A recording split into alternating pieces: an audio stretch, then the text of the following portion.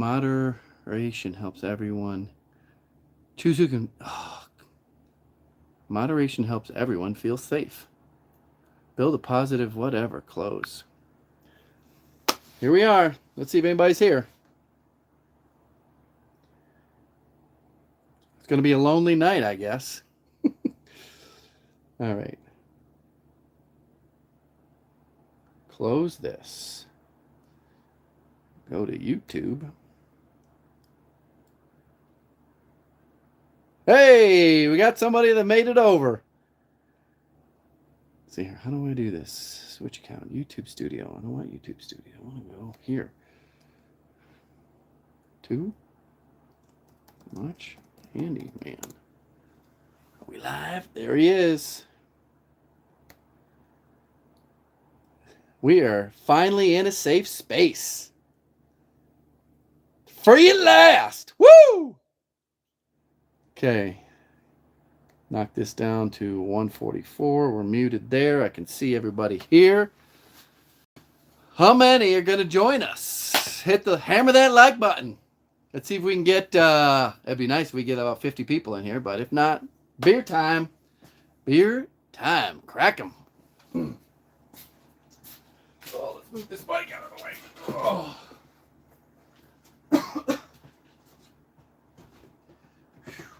Crack 'em if you got 'em.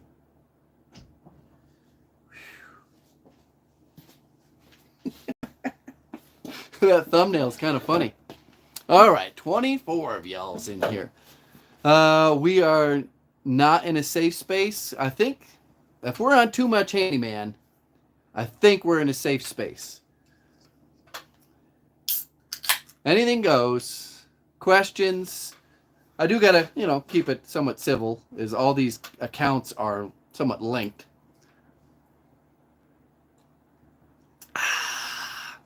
It's too warm. We gotta turn that sucker down.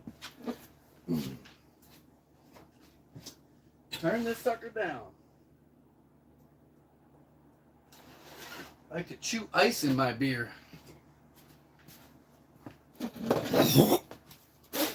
Haktua. What happened to the Haktua girl? Where'd she go? Oh, am I real? I'm real. I'm real. I gotta put this Schwinn bike together later too.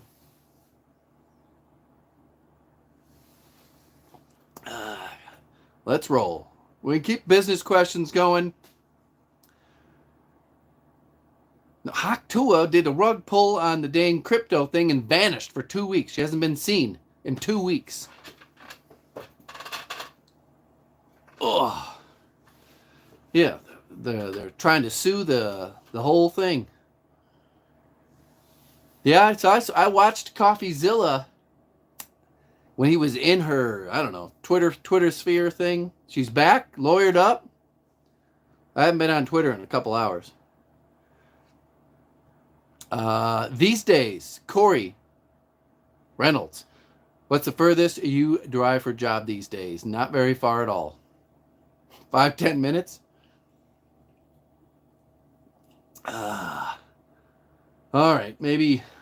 God, traffic can get pretty crazy. Maybe 15 minutes.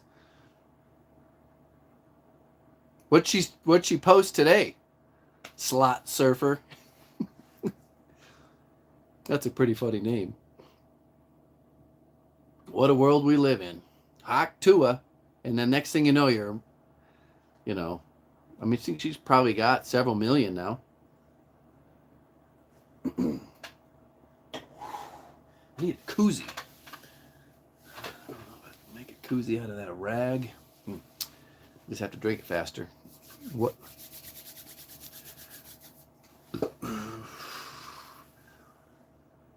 Let's see. Why don't you want to be a property manager? I think I put out a video where I said I was really thinking about getting into that property manager type job. Right now, I do quite a bit of marketing as a third source of income, and that is taking up all my free time. So I don't have time for a side hustle or to try to grow a side hustle right now. I already got one going on.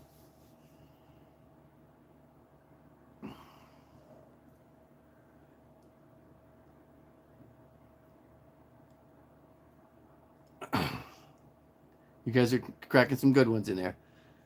You slowed down on uploading on the Handyman channel. I did I upload a couple days ago? I took some time off from editing and uploading, but not working. So I've got quite a bit in the books. I got real burnt out on doing video sponsors, and once all this, sorry, burping. Once all the seasonal sponsors were done, I was like, Jesus, I just don't want to make another freaking sponsored video or deal with any more sponsors. What finally loaded? Are we doing good here? So that's why I took God, it was almost 20 days. I was also tricking the algorithm a little bit too, because I had a lot of people finally, get notified that I uploaded a video. What does the painter do when it gets cold? He puts another coat, puts on a coat, another coat. Is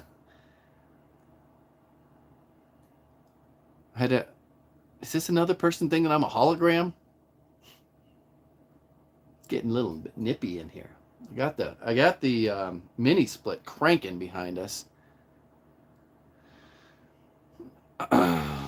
Has anything been added on Patreon?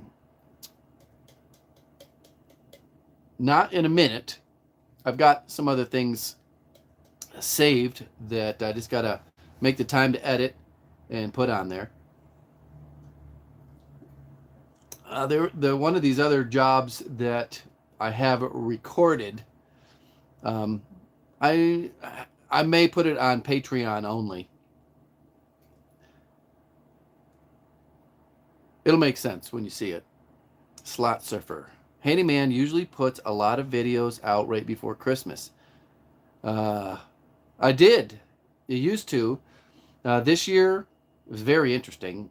I think I saw it in other YouTube channels that I watch, that the sponsorships were going bananas.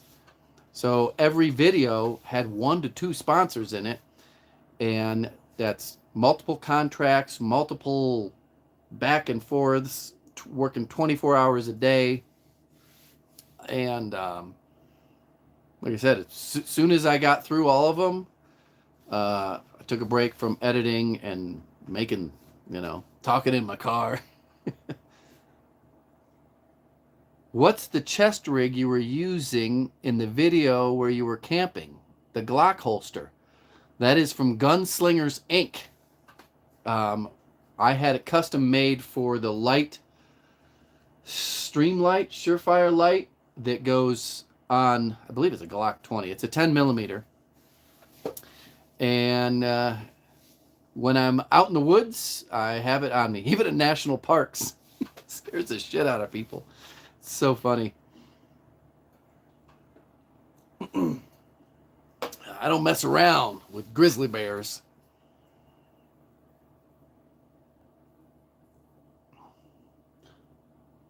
Let's see here. Why not stacking December this year for videos? Like I said, every video had a sponsor, and there was all sorts of timelines for those sponsors. And I loaded up. It started in August, scheduling for into November. And then it got to a point where there was just too many to manage. I was forgetting who the hell I was supposed to make a video for. And just took a break, basically.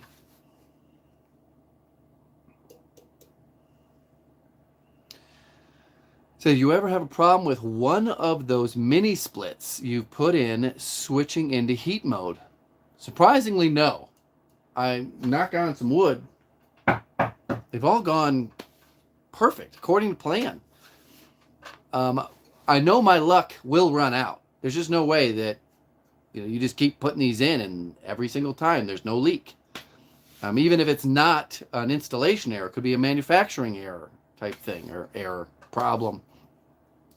But this sucker is cranking out the heat. Got it on swing mode. I might angle it towards me a little bit. most of the heat goes way up to the ceiling. The ceiling's probably 12 feet high in here.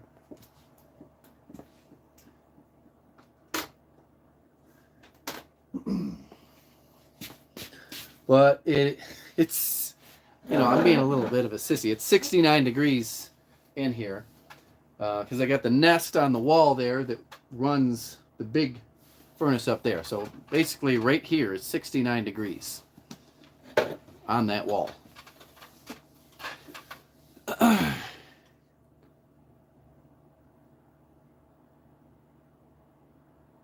Did I cut out the drinking of Bud Light? Budweiser. I never drank that. I did. A friend of mine handed me a Bud Light on a hunting trip where I was doing a sponsorship for some solar panels, and I pointed with the beer bottle, and it said Bud Light. Keep in mind that video was filmed in November, and the weird fucking Dylan Mulvaney shit came out in the spring. And people were like, oh my God, he's got a Bud Light. I'm like, I had this Bud Light that someone handed me 6 months prior to this whole thing. But I don't buy Bud Light. If someone hands it to me, I'll drink it. I don't know. But yeah, didn't. My back door is locked. All right, my wife just locked me out of the house. Let's see here. Let me scroll back up. We got 50 people here. I'm happy you guys came over. I'm kind of mostly an open book, so if you got questions, I got answers. I still really do like talking about the business stuff and making money and my journey, my handyman journey, and the things that I've learned, just the experiences that I've run into over the years. Is that guy still around? I'm sure people say same thing about me too. Is that guy still around? AWC, maintenance and repair. Did you cut out? Oh, that's the guy that asked about the Budweiser stuff. I think what we're saying is we miss watching you work. I don't know. There's more people typing on. I think you guys feel this is a safe space. I got more comments with the 53 people in here than we did it. And we'll get a pop. Oh boy, I got two. Wonder if I pause this, will the chat pause? Somebody say something. I paused this. Anybody here? Anyone? Anyone? All right, sweet. I can pause the video and the chat still goes. Testing, testes. I say that just about every time I turn my phone on to video. Testicles. As I got this microphone that plugs into the side. And all right, cool. I missed a whole bunch of comments up here. What time is it? 1/2 the monkey's ass and 1/4 his balls. How much do they kick you for a sponsored video? I'm under all sorts of NDAs. I'm not allowed to say anything, but it's all depends. Just like handyman work, everything's different. How much work do I got to do? You want me to write the script, or are you going to write the script? How many revisions and this, that, and the other thing? It's definitely worth it. Over, copy. Did you ever stock and carry faucets, disposals? No. Where I live, there are 28, there may be even more now, 28 to 30 Home Depots and Lowe's. I can be anywhere and be within a 3 to 5 minute drive from Home Depot. So it's kind of wild that there's that many of these freaking things everywhere. Every street corner has and they're set up almost an opposing intersections. Home Depot, Lowe's, everywhere. They're freaking everywhere. Let's see.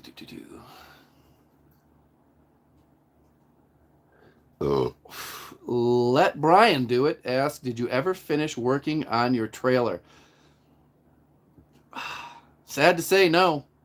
The leaf springs, got a new leaf springs and an axle right outside that door, along with a dryer. I believe my wife is like, we live in a freaking junkyard. Of course, I have thinned a lot of things out.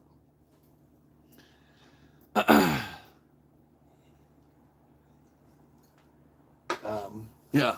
When I go replace an appliance, sometimes I want to see if I can fix that appliance. You know, a property manager says, go swap this out. Well, I'll bring the dead one home. Sometimes they sit around for a bit. And I think I can fix this dryer. And I'm not going to do this, but I wanted to make a YouTube video on fixing this dryer. There was actually a Patreon video of how I went to the used appliance cartel, the Venezuelans, and bought a stolen one and put it into that house. But I brought the old one home because I know it's just a tiny little $20 element or whatever. And then I've got a spare $100 used dryer that, I don't know, next time I can just take the dryer over. I probably should just throw this freaking thing away because I've recycled them and you get like $3 for a dryer. Yeah, she asked me, she said, how long is that dryer going to sit outside your workshop? Well, I'm going to make a video on how to fix it.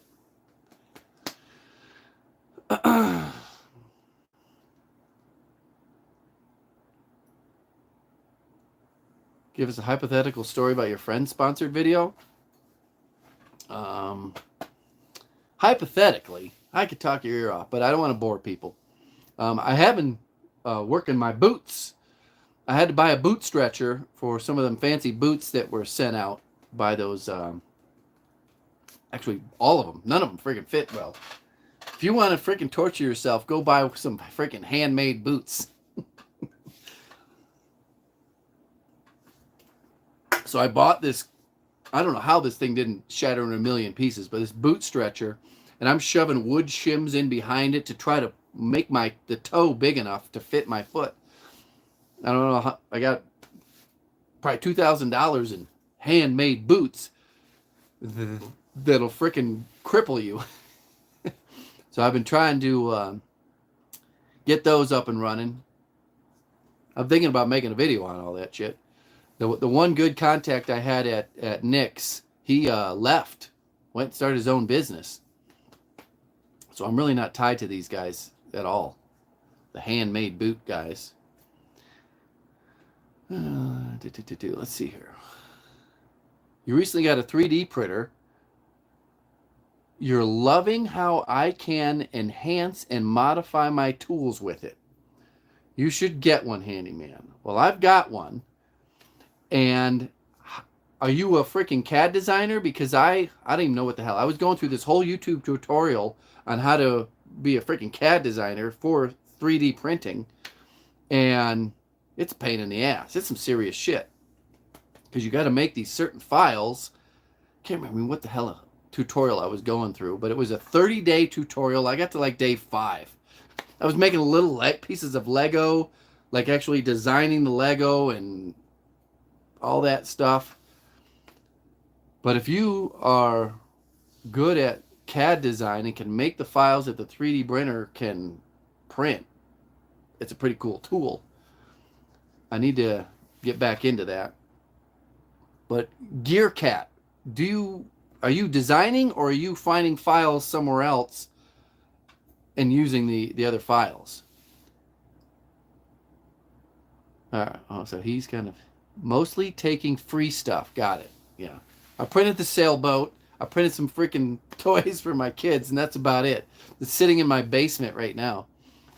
But there's like so many good uses to print your own gadgets and things that you need. But I don't know. There's this thing. So this bike over here is pretty freaking sweet. And I messed up and didn't charge this $1,000 battery. Jesus believe it or not, you know, I'm into these electric bike stuff. So this is a $1,000 battery that I didn't top off. It was letting it sit about 70 to 80%. The cells get out of balance if you do not charge it to 100% every 3 to 4 months. Once those cells get out of balance and you're charging, I get to, it's supposed to go to 58.6 volts. I get to 55 volts and it cuts off because the cells are out of balance. Well, in order to balance the cells, that happens during the last 10% of charge.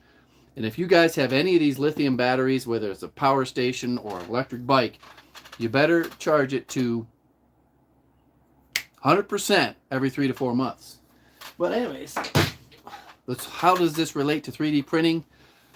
I've got another 52 volt battery that has got a full charge of 58 volts, and I had to order, first thing I ordered off of fucking Alibaba, I think, something like that, to plug into this thing. But it's very raw, this connection, and I wanted to, hey, I got a 3D printer, maybe I'll just build a little housing 3D printing it. Now I could make it out of like some, you know, warm up some PVC pipe and some hot glue and whatnot, but I wanted to do this little housing for the plug for this other battery, since this one here basically is stuck at 54 volts. It kind of sucks. But oh well. And that's why I started teaching myself this CAD. Of course, I didn't get too far into the series. Anyway. Most people, Profab, I'm glad you made it over. Most people just downloading the file of a dragon. Yeah. Most people, they find the file, but it would be nice to get out your gate, your little micrometer and just put it into the CAD, and then you create it into I used to know this stuff, the names of the types of file that the 3D printer reads, and then print it. Now you got your thing. There's guys that are really good at it, and they've started up, little Etsy shops and things like that. Have you ever heard of a 3D printing farm? There's guys that will have a workshop like this, which is filled with shelves of 3D printers that run non-stop printing crap that they mail out and sell to people. Is this a lady that asked that question? Ashlyn wants her back cracked. How do we find out what her channel activity? Go to channel. Now we'll anywho. Somebody wants her back cracked. She needs a massage, a rub down. Whoa, hey, don't fall over there. Easy. Do you think new administration will affect imports as much as some people are saying? I say no. I think it's all just posturing and negotiations. Canada just said, all right, twist my arm. All right, we'll throw a billion at the border for you. I don't think we're going to see a big spike in the costs of things that we use. God, somebody was talking to me about sneakers and how there was a tariff on sneakers, and on all these importers got them reclassified as slippers to get around the tariff that was on foreign-made sneakers. I don't know. Sounds pretty creative. I think there's always going to be a way around it. And if the tariffs were that bad, to like put us all in the poorhouse because we're going to be the ones paying for it. It's not like China's going to pay for it. Yeah, I just don't think it's going to happen.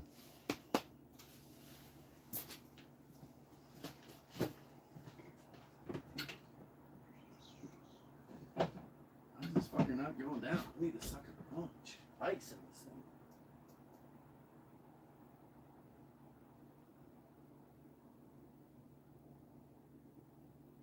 There we go. There we go. Got the old Schwinn right there. You guys remember when I assembled the red Schwinn? Well, I got another Offspring ready to ride, and I'm not putting training wheels on it this time. It's gonna He's going to have it leaning up against the wall Christmas morning. No training wheels. We're not raising sissies around here. But the other kid, he's finally off the training wheels and doing really, really good.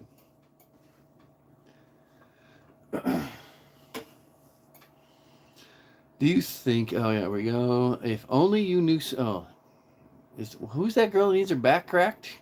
Someone slide into those DMs. A Canadian here. Canada is pretty much doing everything Trump asked. There will be no actual drama. I don't think there will be either. And if this is just negotiation tactics of we can do this, well, we can do this, and it's just going to be like, well, they're all going to figure out something that works for everybody. Who the heck is Pierre? What's down to 68 cents? I don't know what you guys are saying. Maybe it's because Richard lives in California, but everyone in the past, everything went batshit crazy in the last 4 years. It has gone quite wild.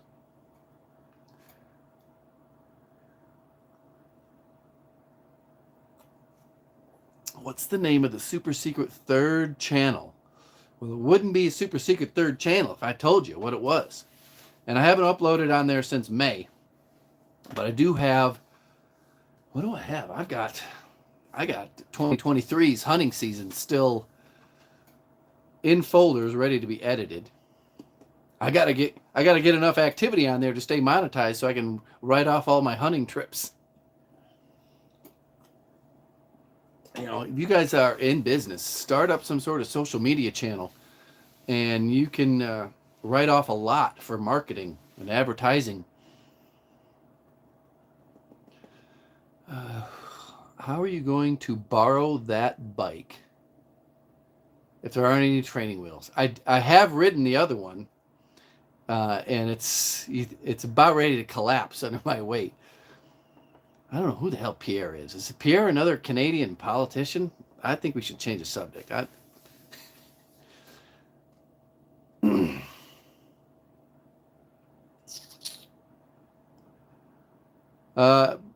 Black Lab Remodeling. That's what I picked up, is the tariffs that have been used in recent times have not worked out as intended. They didn't have the same effect that they did back in the old days. There's no way we can make anything here. The theory is we put these tariffs and the importers will stop importing and just get things locally. There's just no way to get anything locally anymore. It's just impossible. So that's why I think these tariffs are just empty threats for negotiations.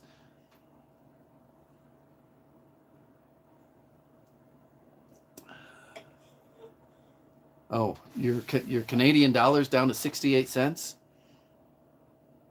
Does that mean we should start buying Canadian? Doing that? I've heard of guys playing that exchange rate game. Does it bother you that I'm looking here and not here? You should create a scavenger hunt to lead to the secret channel. No. No.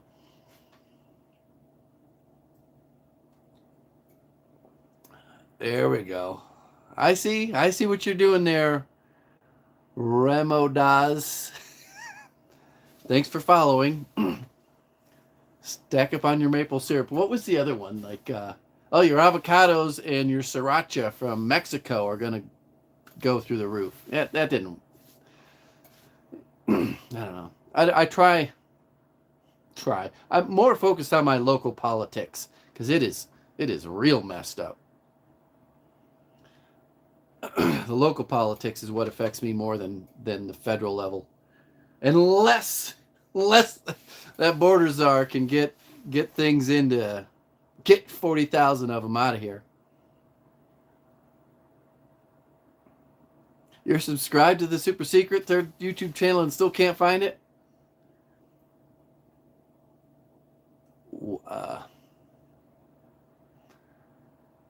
AWC. YXRP, what's my target? I don't know what my target is. Ashley, you still need your back cracked? Oh, Ashlyn. The secret channel is his hologram programming. So, just this, we got a room full of dudes here, and there's one chick. She appears to have a female name. She's asking for her back crack. Are you, in fact, a lady?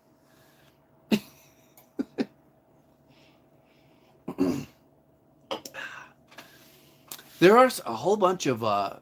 They're not on YouTube, but they're like lady DIYers that are dominating TikTok and Instagram. Holy moly! Oh. I don't even know how to pronounce that. Olivia. Oh, nice to meet you. Beyonce's checking out.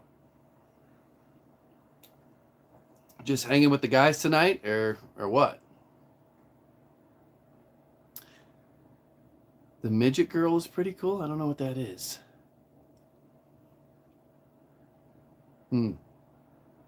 There are some drywall ladies. It's crazy. It's crazy. There's one electrician chick out there that gets, the amount of views and attention. If you are a lady in the trades or post trade work on TikTok and Instagram, it's kind of like being a hot tool girl.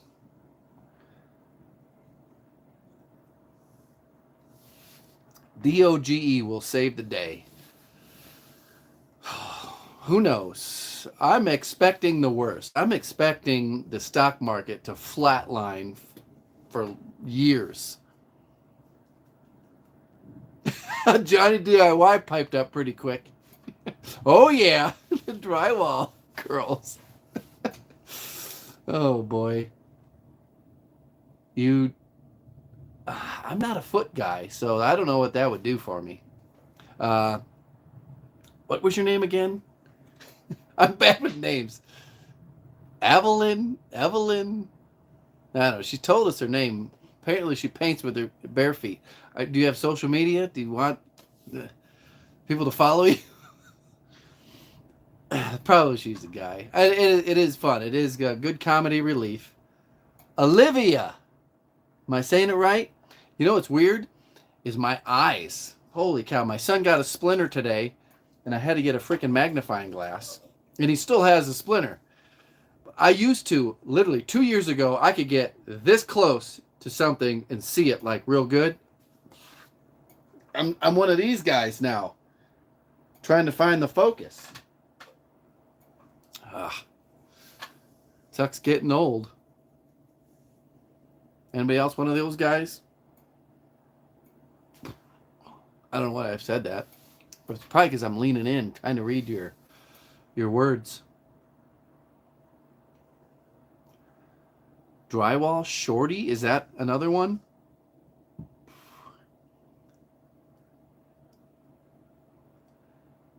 Gotta get the wives swinging tools. Investing in Dodge, and it plummeted 5x when Elon. Oh my God, I was there that night. He was on Saturday Night Live or something, and he said some shit, and it just went down. Luckily, my average buy-in was only 18 cents. I sold at 47 and called it good. I had 36,000 of those sons of bitches, and it took years to get back to the point where I got out in time. It was literally like last week. I was like, I'm done playing this game. I waited for this damn Dodge coin to come back. It's come back. I'm in the plus now. Let's just get rid of this shit and turn it into some, real investments. And that's what I did.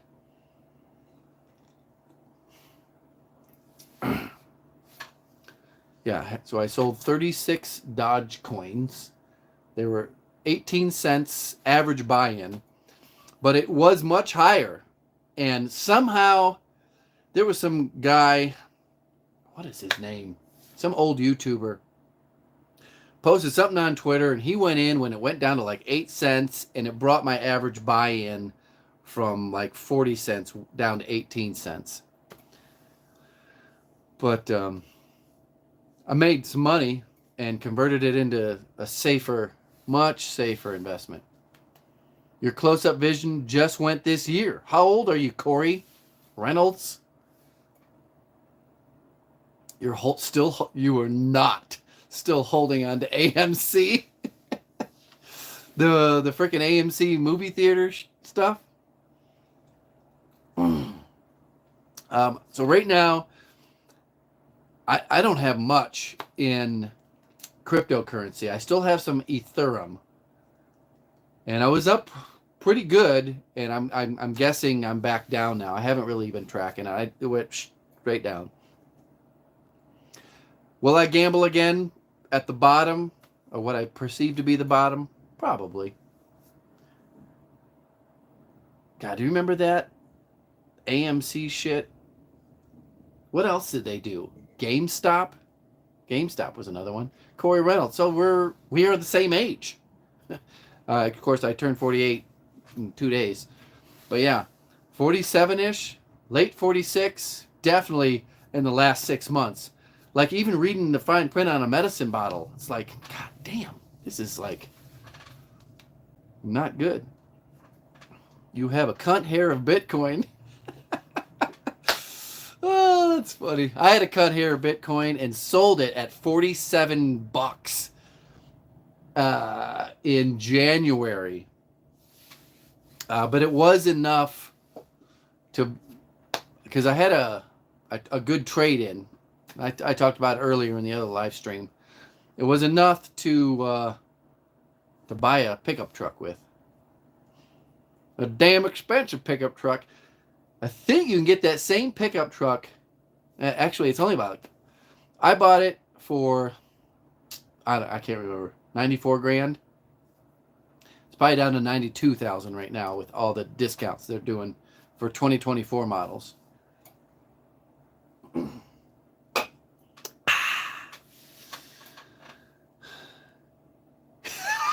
Oh, this is so funny. I wish you were a real chick that was in here telling us about your kitty.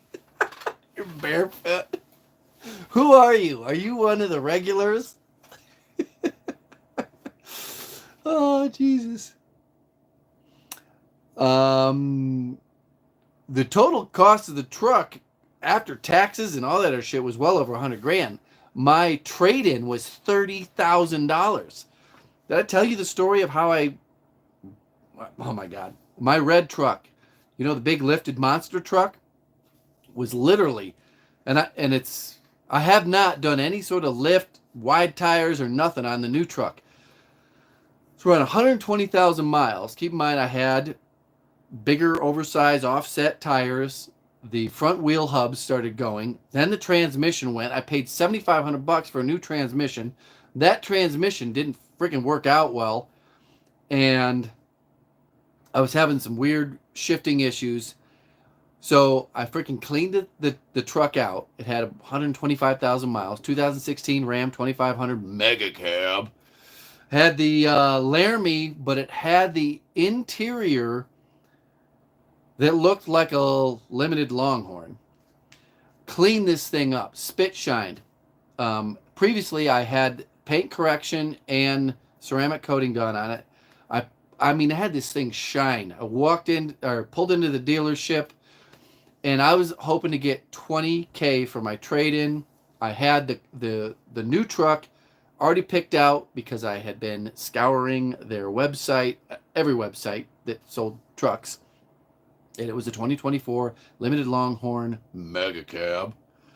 And walked in, and this dealership works great. It's a very, very popular dealership that is on YouTube all the time. A lot of other YouTube channels use this dealership.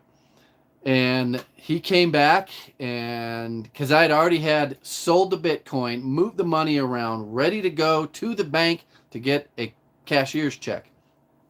And they said, oh, we'll give you... Oh, so his boss takes the truck around to the back bay or whatever and does an inspection. And time's going by. I'm like, oh, God, hope they don't take this on the highway. Hopefully they're not watching this freaking thing right now, this live stream, because it didn't shift right. And I don't think there was anything catastrophic wrong with the transmission because it was fully rebuilt, new torque converter, new clutches, new valve body, an upgraded billet valve body. Something was just need to be tweaked in there. So I don't think it was a bad, an expensive repair, but I didn't want to deal with it anymore. And I was ready to get out of this truck because I drive my family around in this thing. Long story short, boss man, they go over, they talk, and he says, okay, we can give you 30 grand for it. And I'm about ready to freaking bust a load because that's 10 grand more than I've been budgeting for. And I've been watching this truck. Needless to say, that's how I got it. It was $30,000 for the trade-in. And my check was 68 grand because I had to pay the taxes too. So whatever 30 and 68 was $98,000 total with the tax. So whatever that works out to, because there's a little shimmying around with the actual sale price. The big shock was when I went to go get license plates on it, and they wanted another $3,000. How do I like the Mega Cab? Is it too big or worth the extra room in the back seat? Slot surfer, and all you people who think I should have bought a Ford or whatever, the only reason I went with the Ram is because of the Mega Cab. Once you go Mega Cab, you can't go back. You just can't go back, especially if you carry more than two people or one people.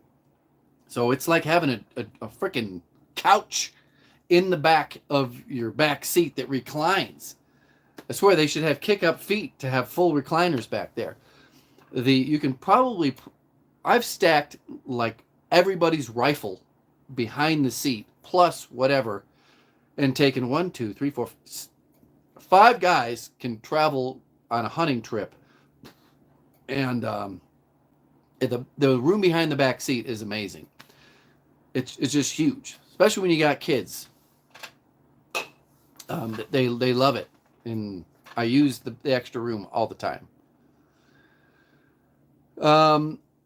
But I don't, with the new emissions, the diesel, I'm basically killing my truck because I don't drive long distances anymore.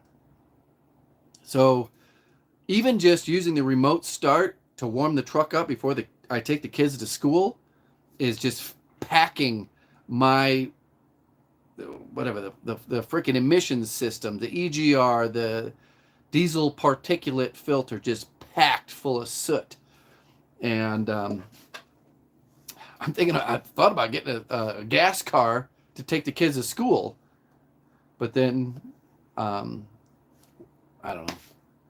I know that I'm really messing up the diesel by not driving at long freaking distances, because you need those long distance, higher temperatures to burn off the shit that's in the DPF or DEF. You got the horse piss and all that. Corey, you can only get a Mega Cab in a 6'4" bed.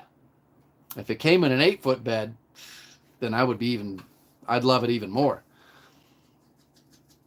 My second choice was a Ford. I don't like GMCs or Chevys. I don't like the front suspension.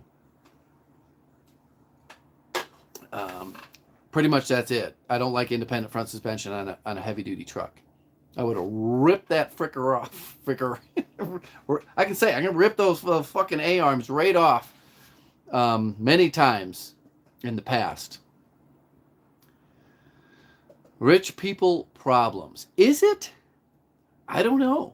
It's weird how people adapt to $100,000 pickup trucks. There's my dad. He chose to sell his 2015 Ram on the open market. He sold it in like 6 hours for 20 grand, and it had over 250,000 miles on the damn thing. And he got a GMC. And I give them all sorts of trouble for it, but it's a pretty nice truck. They got what do they have? The 6'10", 6'9" bed. I think that's the biggest problem with the Ram short bed is it's only 6 feet 4 inches. I don't like that at all.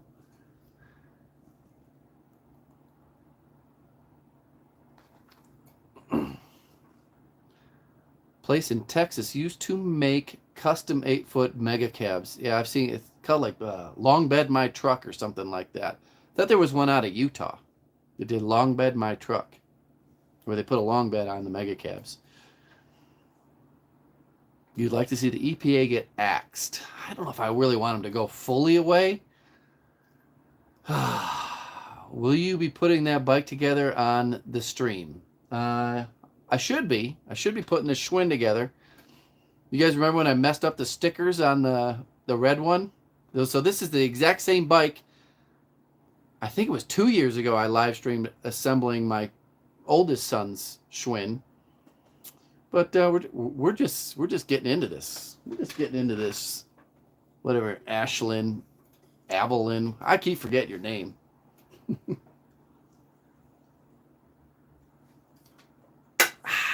2 down. Gimp, Ashley, when you putting the bike together? Yeah, I know. I need to get it rolling. You guys remember that orange truck that I put together? I don't know what. I think it might have been last year that I put the truck together. That big old semi truck, the Power Wheels truck.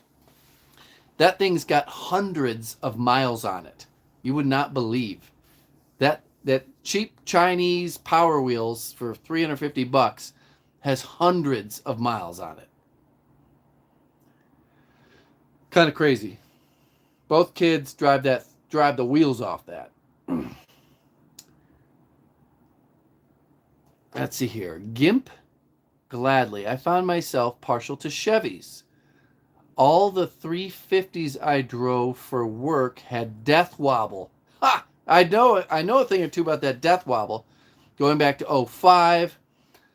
The death wobble, in my experience, is freaking scary as shit. If you have death wobble at like 70 miles an hour, it's basically like I don't know. Do you guys know what death wobble is? If you don't, turn your man card in. Happens on solid axle, front solid axle, Jeeps, trucks, things of that nature. It's when your tires start getting shitty, all the bushings start going bad, tie rods, ball joints, and you hit the right bump, and your front tires just start freaking dancing like crazy, and your steering wheel is just going back and forth like a wild. It's crazy. That's another reason I got rid of that red truck. The lift, the tires, the wheels, everything just really degraded the suspension and the wheel bearings. And we're all motivated because it looks cool. Looks cool, function pretty cool. I have quite a few videos on the Super Secret Third YouTube channel taking to that big red truck through some awesome, cool stuff. But if you keep it past 100,000 miles, the wear and tear on your suspension components and your hubs, your wheel bearings, you're going to start replacing a lot of that shit. Even the transmission. My dad he had a 2015, 1 year older than mine. Pretty much identical. His truck stayed completely stock. Never had a mischief, never had a wheel bearing, never had any problems. Sold it over 250,000 miles. Mine, 2016, he drives a lot more than I do. I sold it at 120, 130,000 miles, and I had put a new transmission in it, new hub bearings. It was shit because of the lift, the big knobby tires, and all that shit. So I won't be doing that to the new truck. It's tough though. It's tough though, because I really do want it to kind of lift it up, get a little bit better stance, you know.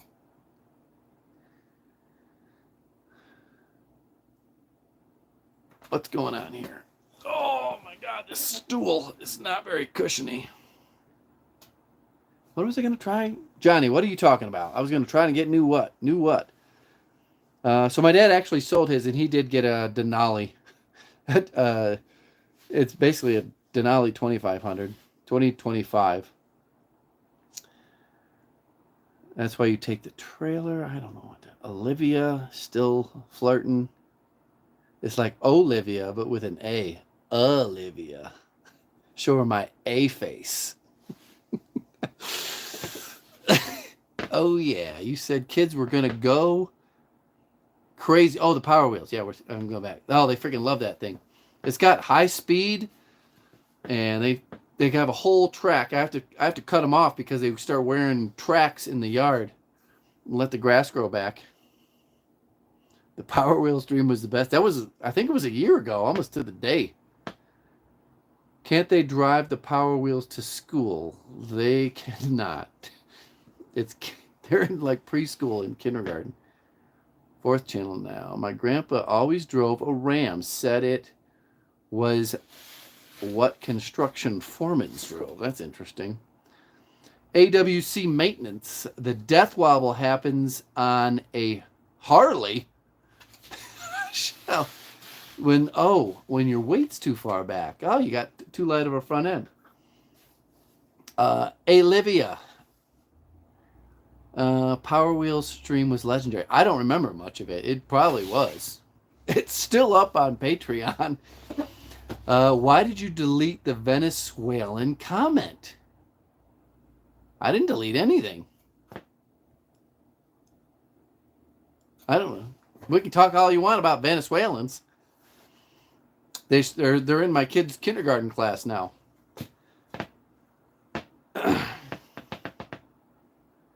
The death wobble also happens when you tell a woman she's a dude. I don't know what to say about that. Evelyn. Oh, shit. You guys okay? All right. Watch what I'm freaking doing here. Okay. You good?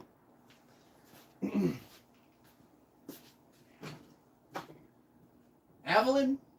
Olivia. Olivia. Woohoo! Olivia.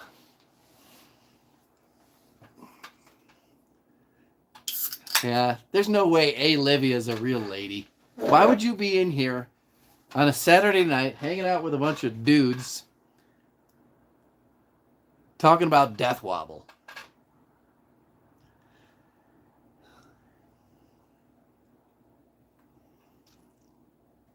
Here we go. Gimpy, I'm all open to these. Since you don't want to lift the Ram, you can always put a kit on the Power Wheels. Maybe I should do that. Bring the Power Wheels in here and try to give the kids a lifted Power Wheels.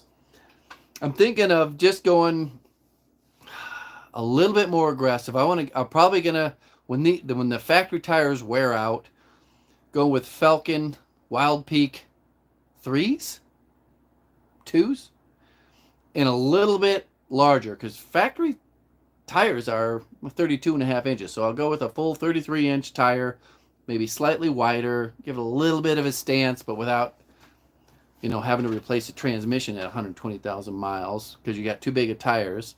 And I tow a camper. All right. I'm not going to say prove it. How would one... All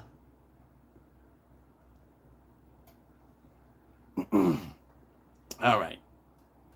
Let's stay focused here. Dumb question. Why do Jeeps have rubber ducks in the dashboard? That's something relatively new, isn't it? Like, hey, meet me around the corner so we can...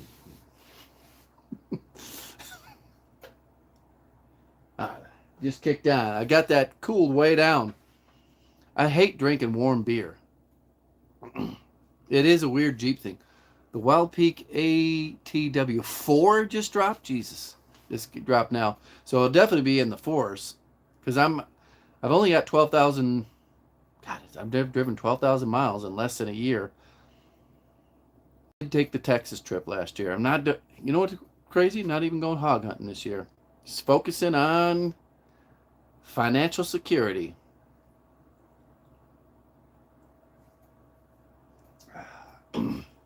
Jeeps have always been cool, unless you're like 80 and we're in the war. Buy an FJ. It's weird to know, but I have no idea. Huh? I don't know what that means.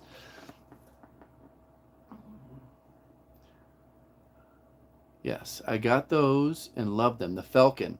I like the snow tire portion of it.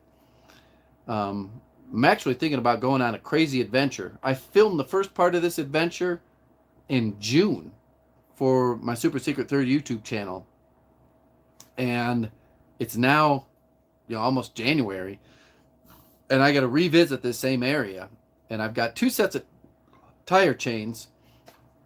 And the last time I went there in the wintertime is actually up on the Super Secret Third YouTube channel. It would make sense if you were there, but the drifts were, I don't know, 4-foot snow drifts that I was ramming this ram through these drifts just to get through. But I'm going to go back there in a factory, low, regular shit Firestone tires, but I have chains. So I got to get those fitted up, and I'm just hoping maybe right around the first of the year to get back out on to continue that adventure. Basically, I got to pick up some trail cameras that are in the middle of nowhere, like way out in the middle of nowhere. Oh, cable guy, how'd you know we were here? Kate, what? Cable guy, CGY. Cheers, Johnny. I'm glad you're still here. You just sold 2 brand new sets of chains.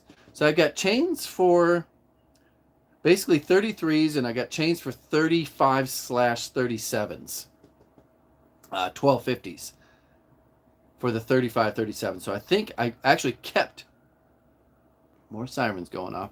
My old chains for my, anyways. Long story short, I think I got chains that'll fit my truck, but I got to make sure they work before I head out to the wilderness.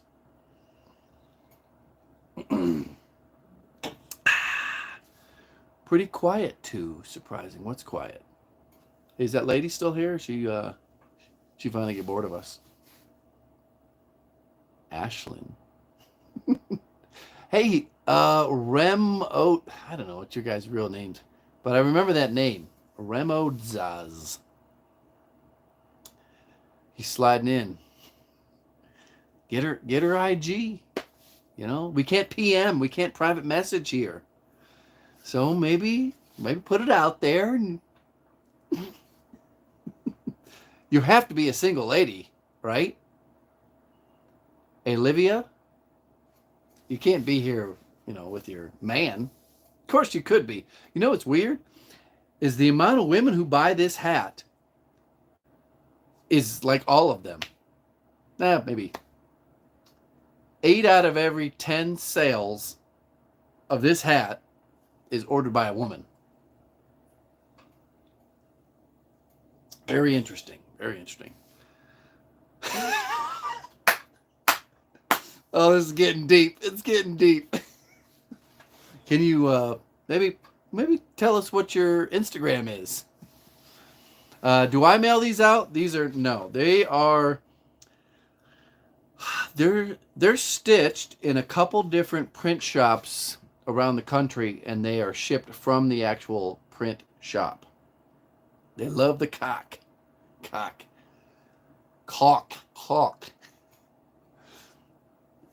Oh, geez. This is a safe space. Anything goes. I don't care about this channel. That's the real reason I made the handyman business, and then that blew up, and now we've got too much handyman that is a safe space where we can just crack some cold ones, talk to the ladies. That was a good one.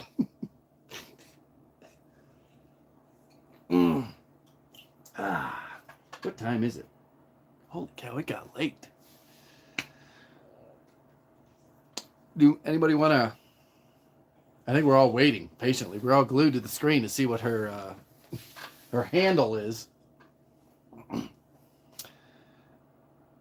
You using Printful versus Printify for merch? Both. I use both Printful and Printify. I think one does hats, one does shirts.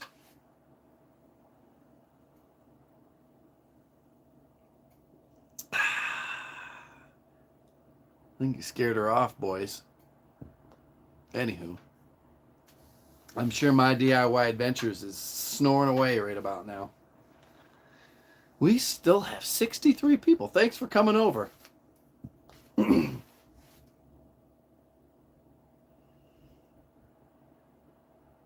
Any other questions? Anything goes. Mostly anything goes. You feel lucky. Yes, you have you have 63 guys just waiting to see what your Instagram is. We all know that you are not a 26-year-old female in here. You're just some dude giggling in his mommy's basement. Are you in a camouflage recliner on your cell phone? Your Obama phone? All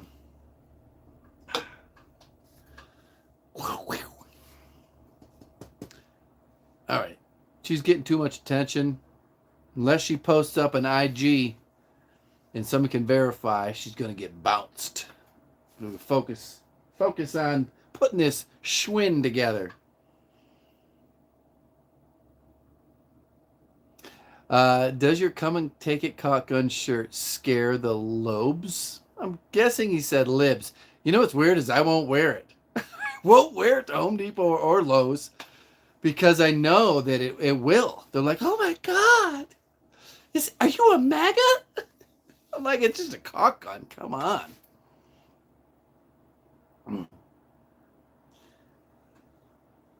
I'm going to finish this. We're going to crack into my sophisticated tool chest. Tax write-off.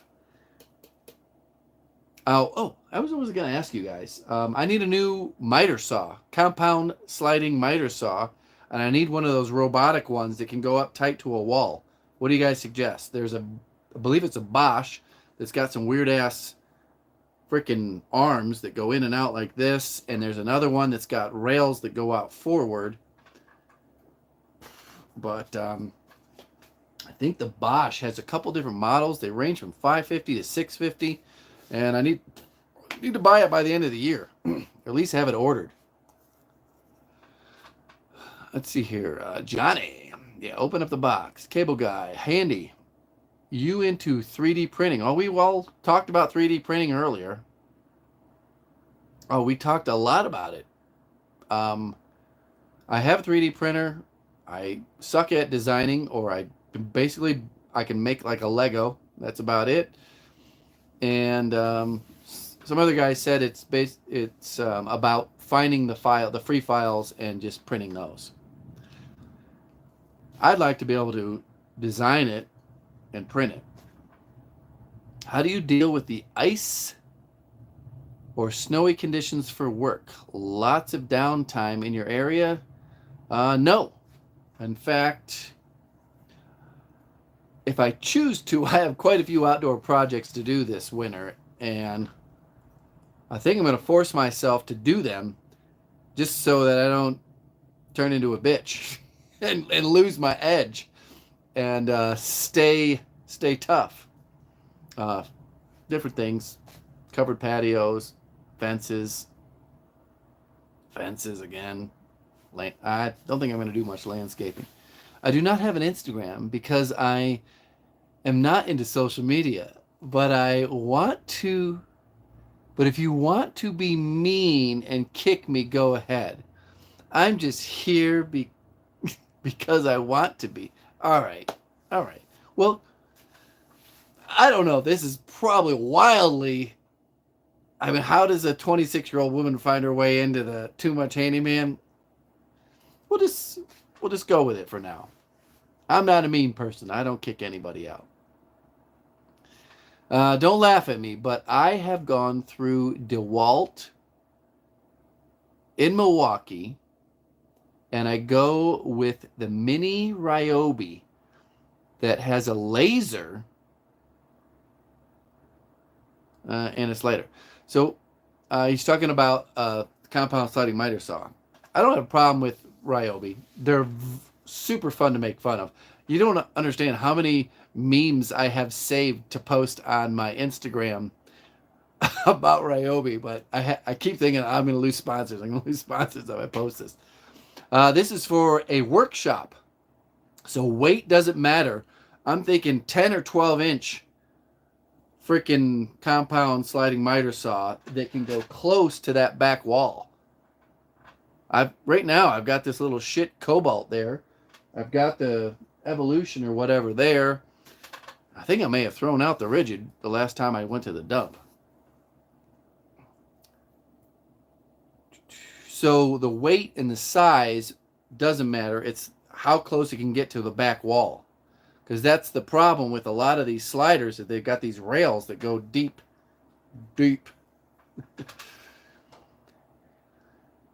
Toy boats. Okay. It's lighter. Johnny, nobody has confronted me with that. With a hat.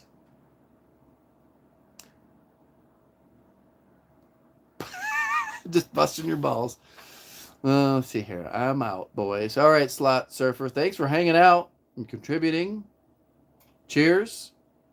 Makita 10 or 12. I've tried them all and returned them. Makita is light years better. I believe there's only 2 that get close to the wall, though. Keep in mind, it's a workshop. Never to be taken to a job site. Renovate guys. Wish they had a miter saw thing that you can attach to a cordless circular saw to make it more portable, less tools to carry. Okay. What part of California? Makita, Festool, Capex. She wants, okay. Pismo Beach. Can you still go out on the beach like in an ATV?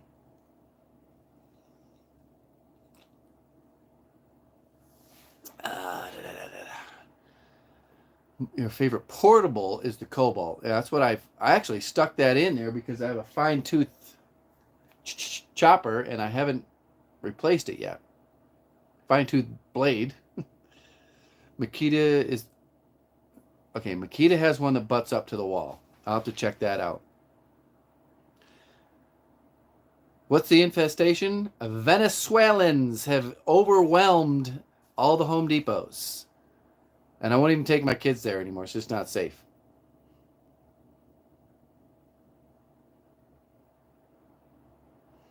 Let's see here. I think it may be Hitachi. Yes, I think it is Hitachi's got one that goes up to the wall too. Or the forward rails that allow it to go back and slide forward without having the whole rail system in the back.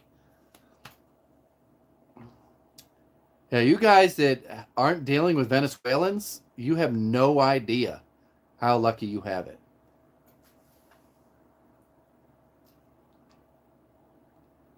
I think they've been trying to shut down Pismo Beach forever for people. I have a ton of family that lives in that area. We don't have Haitians. Thank God we don't have those freaking cat eaters. Did you guys see that video of that chick eating a cat? And the cop's like, she had hair in her mouth. You can only find that stuff on Twitter these days. To get the actual real body cam footage of when they caught that Haitian woman fucking eating a cat on a sidewalk. It was like right out of The Walking Dead. Holy Jesus.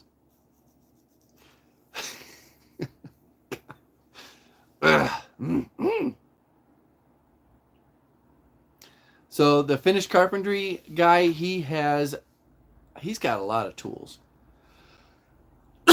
I wonder which one he has set up in his garage that is not meant to go to a job site. Makita? Fajita?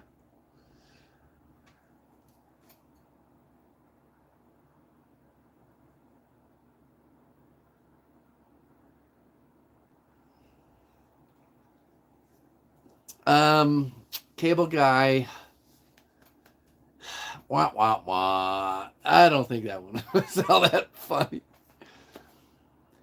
Let's see here. Has anyone here tried the Delta robotic miter saw? I was looking at one a while back and you passed on it. What the hell is the Delta robotic? What's the average rate for a Venezuela? I've been tempted. People have said, "Hey, they're on every street corner. They're everywhere. They harass you. They try to wash your windows. You should get them." I just be afraid of what happens after dark. You know, they track you back down and bust in your door and pull your fingernails out. You can Google that. Makita, he painted his window trim to match it. All right. Who doesn't like to eat cats? Oh, now we know. The gig is up. Thanks for the comic relief, though. Thanks. You're right next to the border. In the past 14 months, we've been overrun by Haitians. Am I reading that right? Haitians? It's very little Venezuelans, but mostly Haitians. So what I've heard is they're now flying the Venezuelans. They're not letting them cross the border. They're catching them in Mexico, flying them in freaking airplanes, jets, big old jet airliners on some humanitarian thing and flying them in to different cities. Property management is giving me work orders for ... The Section 8 properties, oh my God, that'll be packed full of them. And all they're doing is playing video games and watching TV all day. This is crazy. I thought the Haitians were more of an Ohio deal, Ohio or Pennsylvania problem. Hey, do you guys remember Ron Polk with the Polk workbench and stuff? Whatever happened to him?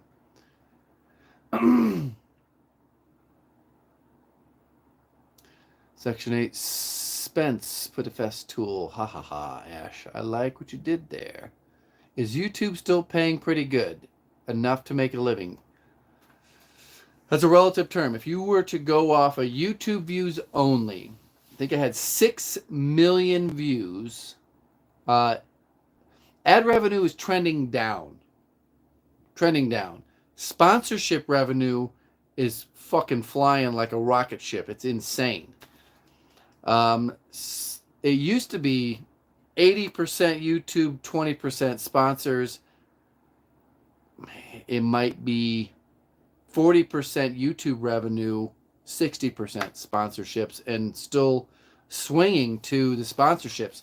That's why even I know the game, and I'm annoyed by the amount of sponsorships put on YouTube. It's like, oh my God, just click through this shit. But apparently it works. Profab.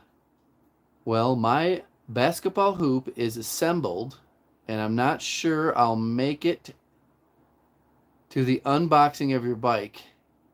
Merry Christmas. Did you put a basketball hoop together? I just put one together for my kids. My 5-year-old is in basketball and soccer. What else is he in? And swimming. But yeah, I'm a little too serious when it comes to athletics with my 5-year-old. And I know we got a basketball hoop in the backyard too. Is that what you got your kids for Christmas, or did you get it for yourself? Cheers, Profab. Thanks for joining in. It's been a long time. We might be neighbors if I can work some magic here. Get out of the freaking hellhole I'm in. We may be neighbors soon. Let's see here. Hey, Spence. Festool. Hairy cats. Ugh. Hairy cats. Nobody likes a hairy cat. Getting cat hair in your mouth. They're taking over your cousin's town up in South Dakota. Who, the Haitians or the Venezuelans? In South Dakota, what the heck? If I'm a guy, then you're a hologram. Okay. Ron Polk is still posting. He's an interesting fella. I got a lot of I almost bought a box truck because of his ass. You know his box truck video from probably close to a decade ago. I was all set. Oh, that was the coolest thing ever. Is the box truck build that he did.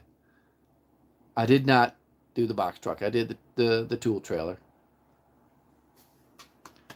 Someone asked this a couple times. Am I planning collabs? I don't know any other creators. You know, I've been asked to go to trade shows and this and that on behalf of certain sponsors. I turn them all down. I'm just not interested in being too known. You still can't get a sponsorship, Johnny DIY? Johnny DIY's got a lot of followers, doesn't he? He like 60, 70, 100? YouTube. Johnny DIY. JOHNNY DIY. Did I spell Johnny wrong? I did. There he is. He's 100,000? Jesus, at 100,000, you should be making at least $250,000 a year off of YouTube. Videos. You had 19,000 views on a video 7 days ago. Pretty good. The other ones, not so good. Oh, well. How did you get 19,000 views on the Honda video and then everything else is a dud? Yeah. If you can average 10K, that's all I'm doing these days. I mean, during the height of the scamdemic, I could easily, oh my God, it was like, 11 months ago, 365,000 views. If I was a sponsor, I think you could get at least $1,000 per. $700 to $1,000 per. Per sponsor. I don't know how it worked out. I remember the very first one. I tell the stories. I fucking out here vacuuming. I still thought it was a scam. It was from Electrolux vacuum cleaners, which is owned by 3M, and they wanted me to do a video on vacuum cleaner bags. I'm like, this is a scam. And they said they didn't even need to know my freaking name. And they were ready to send me $1,000 of like $400, $500 vacuum cleaner and a bunch of vacuum cleaner bags. And I'm like, this sounds like a scam. And I only had 18,000 subscribers. Oh, wait. My DIY. Profab. Yeah, for my daughter from Santa. Oh, cool. She's into basketball. There's 2 girls on my 5-year-old's basketball team. I don't know how old your kids are, but I don't know where I was going with that. Oh, yeah, the sponsorship thing. And somehow I freaking vacuumed. This was like a couple months after I even moved in here. And I made my very first sponsorship for Electrolux vacuum cleaners and 3M vacuum cleaner bags for $1,000. And that was at 18,000 subscribers. I was vacuuming up sawdust and stuff on the floor. Kind of crazy.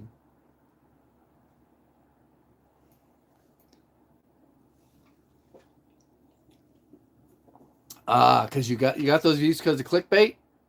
It is. It's the way the world works. I hate clickbait. There's so many times of like, I'm done. Every video that I make, I like, all right, I got to come up with something that has 1 freaking % relevance with this video that it is clickbait, or else nobody will watch it. It's insane. People have been conditioned. People who consume social media only click on crazy stuff, and you have to click it, and you have to make it. I remember I was watching, and I may have told this story before. Who was I watching? What the hell is his name? I don't know. It was a car YouTube channel, and he was doing a Q&A, and one of the questions was, when are you going to stop using clickbait titles? And his answer was, when it stops working. Boom. Mic drop almost. And to this day, that's the only thing that gets clicks is clickbait.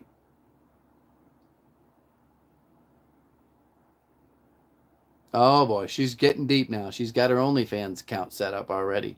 Get in there, guys.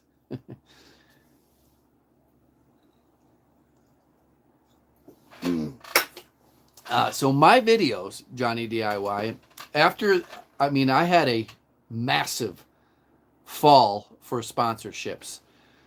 And I was like, all right, I bought myself a lot of time. I want to reinvent the handyman with no clickbait. And, there's 500,000 subscribers. I'm lucky to get 5% because of the algorithm and whatnot.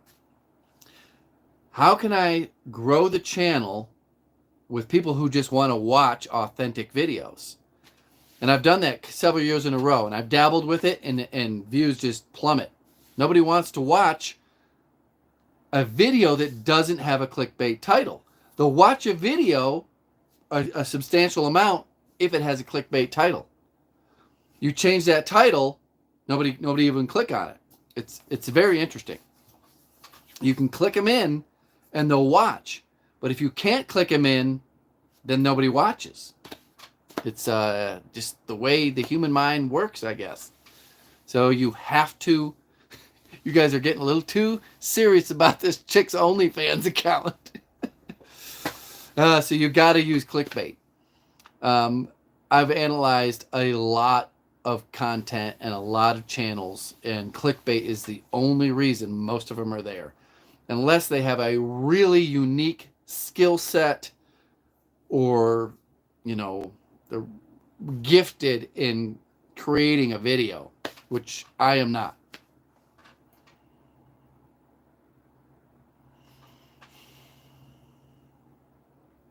Are you saying you don't make $20,000 a week installing mini splits? How many mini splits have I installed? 1, 2, 3, 4, 5, 6. I might have a dozen mini splits. You got to look into that. At the rate, if I were to work full time installing mini splits, it could be $20K a week. A lot of people don't do the math on that. I think it was a doorbell camera that I did for, a couple $100 that took 30 minutes. And I think the title was making $1,000 a day installing doorbell cameras. Well, if I had enough doorbell cameras to fill the day, it would equal $1,000. Okay, time to take a leak. Everybody go take a bathroom break.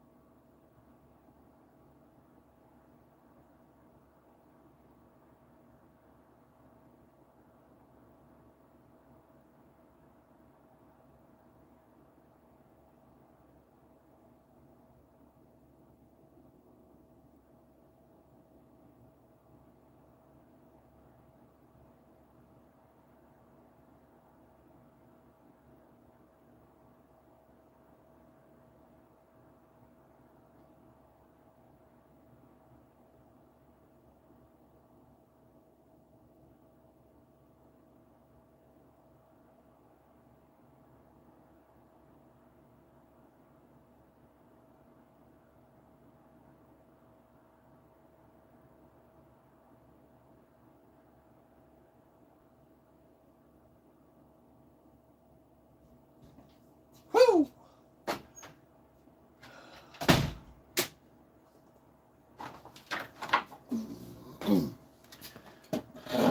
How many people do we lose? We're down to 55 men left, and we're all waiting for Evelyn's OnlyFans account. So yeah, that was a long break there. Yeah, the yoga pants drywall girl thumbnail. You've seen it. We've all seen her. We've all seen those. Whew. Those Insta sleuths. There's a working at DIY.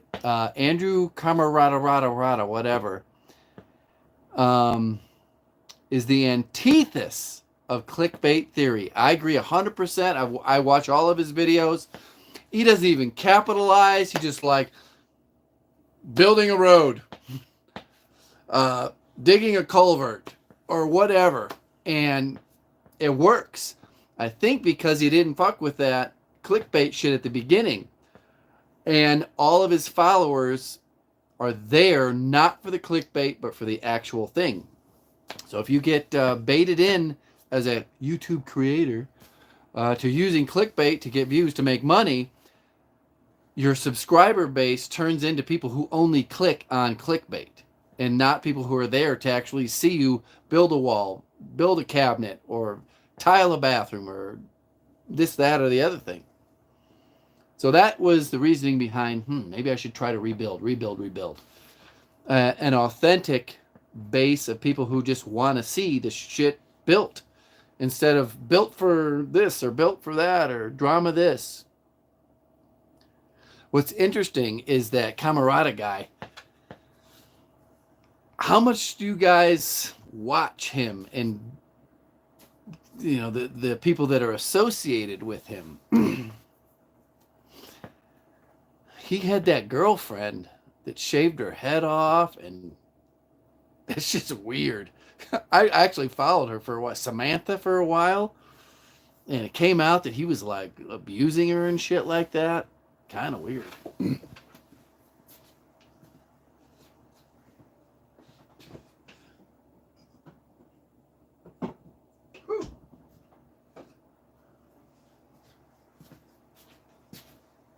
Yeah, drama. Handyman stirring up some drama. Van wives. The lesbians that like live in a van and then they built an off-grid place. I've caught them because, was it Mav? The guy that started truck camping videos and he freaking blew up. He's kind of like the outdoor, what is it, the Outdoor Boys? He's not quite like the Outdoor Boys, but he made some fucking ramen noodles and turned into a gazillionaire overnight. Cletus is a YouTube superstar. Holy moly. Yes, he is. He is, I would say he's a gifted, unique in his, because I followed his career. Because he used to do racing videos, street racing videos for another channel. The guy is insanely dedicated on a level that is not given to most people.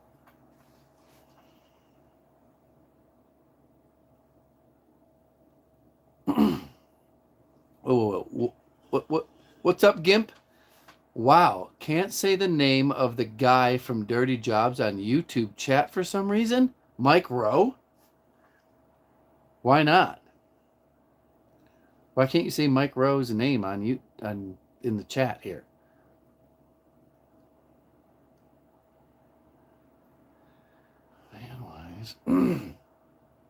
He was on Rogan recently, and I've been meaning to watch it and kind of do a breakdown of the bullshit that he's slinging about the skilled trade.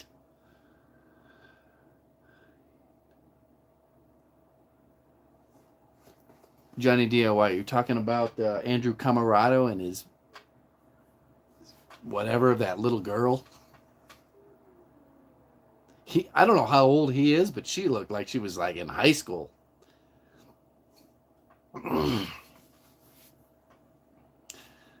1320 something or other racing is how that guy Garrett got started in Nebraska, filming street races out like in the boonies, like for pink slips and shit. It was kind of nuts. How we doing on come on. Oh, 37%. Probably ought to plug you guys in. Don't want to lose you. No, I'm into all his videos, from the snowmobiles to the jet skis, everything. No Nonsense Know How is another one that I watch often. I kind of died off on him. The ones I watch the most are the ones that I live vicariously through. Both, one's in Alaska. No, they're both in freaking Canada, I think. Both in Canada, building off-grid type deals. Also, trap lines and inlines. He doesn't upload much at all. He's been building that freaking log home for almost a year and a half now. I still watch Matt's Off-Road Recovery. He's got a system dialed in that is just captivating with the builds, the repairs, the recoveries. What's his name? Something Diesel. There's another dude that does recoveries. Oh, snap. And it's not the ones that you think of. I know he's got a big giant beard. He's got a hot wife. And he's got a big big massive Ram pickup truck that he named Hellboy. And he does a lot of recoveries. I watch him. Not heavy D. I got into him for a little bit. He gets some views, but I don't know. I kind of lost interest in the heavy D thing. He's very good if you want to look at marketing, media, growing a media channel type thing.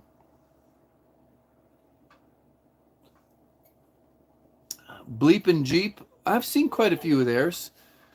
I do like some of the overlanding stuff because I got a Go Fast camper on my truck now that I got the diesel heater, I got the whole freaking 9 yards. I got the Max Tracks everywhere. There's up there, they're over there, they're in my garage. So I'm into that a little bit, but living off grid, building your own cabin has captivated me for quite a while. Wild Homestead something or other. I can't remember what it is, but with little kids and stuff like that, it's very interesting what dominates your trajectory in life. And right now it's like safety and analyzing the average SAT scores of the high schools that I'll be putting them in. And it's not going to Canada or Alaska and building an off-grid cabin. What's with the camera facing the other way? I don't know. Let me hit this button here. What did that do? I don't know what the hell that did, but it... Oh, that's the back. There's the ghost. There's my bandsaw. It's when you film in selfie mode on a camera, it flips it. So I'm recording or filming. This is live on my cell phone. Let's see here. He has a massive Ram. He's got a hot wife. And not Edison Motors, not Messel One, not Dog the Bounty Hunter. What the hell's his name? He's got a big Ram. What did I say he called it? What did I say he called his big tow truck? He went to the off-road recovery games and blah blah blah. He was bigger than Matt's. I can't remember the hell the name of it. It's on the tip of my tongue.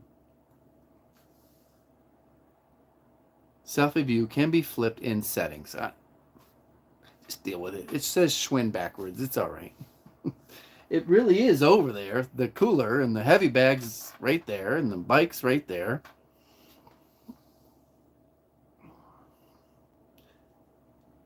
Can't remember the name of it. But anyways, that's one that I've kind of dabbled in, mainly because he's got a big ass. He does some pretty cool off-road recoveries too, like semi-trucks and stuff.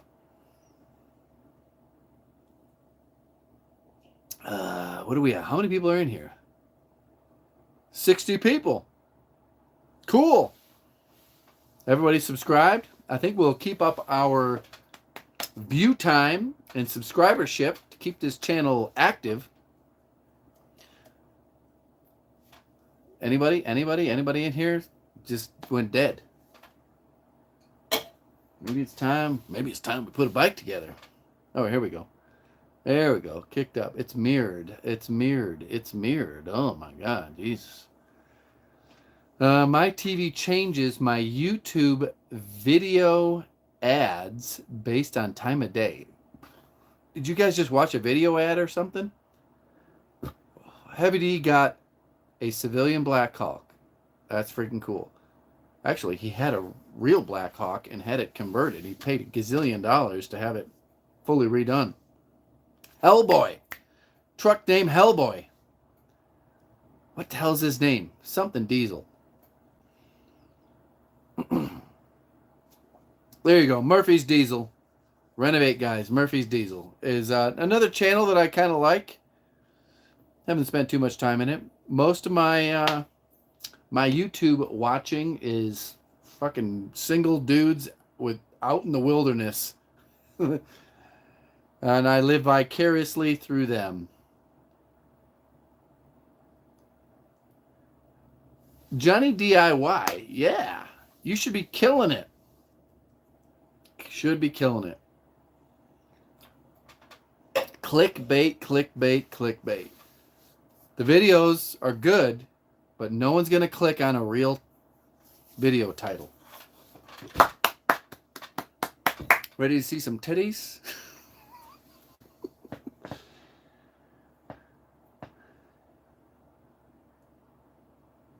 Kind of just checking things out here. Johnny DIY. I make decent money.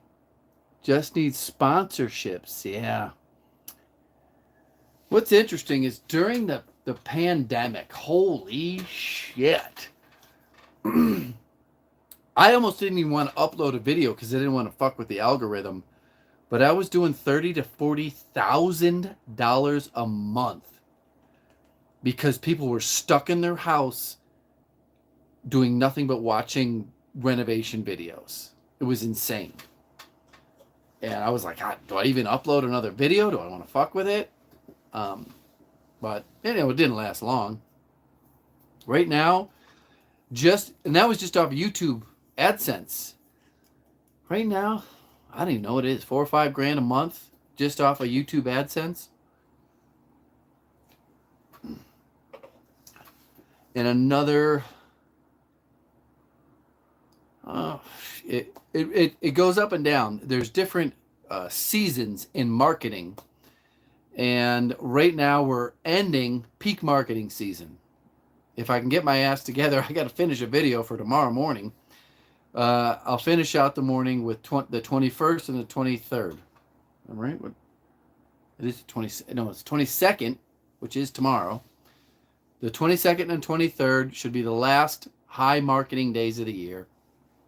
And then I'll probably take another 5 to 10 days off of uploading. But if you guys hang around, maybe we'll do this more often. And what is that? I don't know where I was going with this. I lost my train of thought. We're talking about YouTube money or something. I'm sure none of you are interested in it. But if you are, I'll tell you everything I know. Johnny, I keep working on it. Just need more views. You think you need the more views to get the Chinese? Gotta get the Chinese. Chinese have some fat checkbooks, I tell you that. Oh my God, the amount of money that I've made off those fucking battery banks is probably $50,000, $60,000. And I still have all those damn battery banks in my basement. I've got a giant one over there. This thing here, it's a fucking boat anchor. Let me see if I can drag it out for you.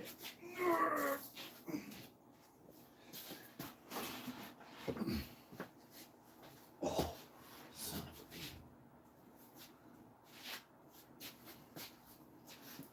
a bee. You are on a tripod. Let me do this here. What's up with the... Oh, there we go.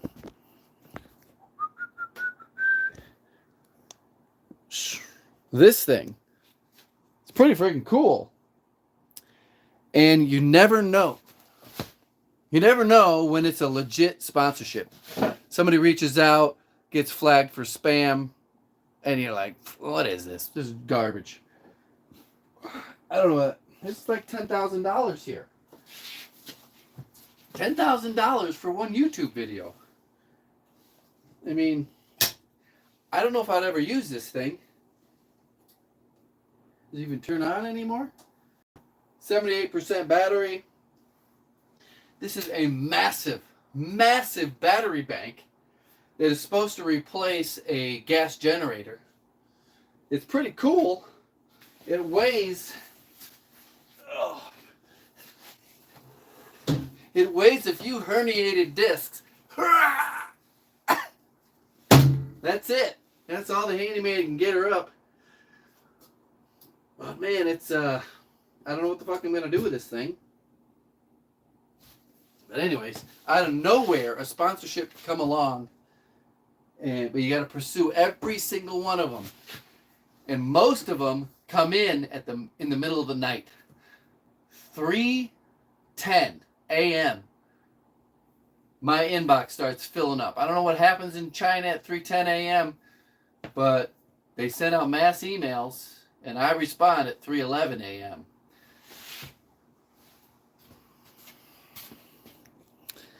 I think that's one of the things that has got me on all these marketing lists is and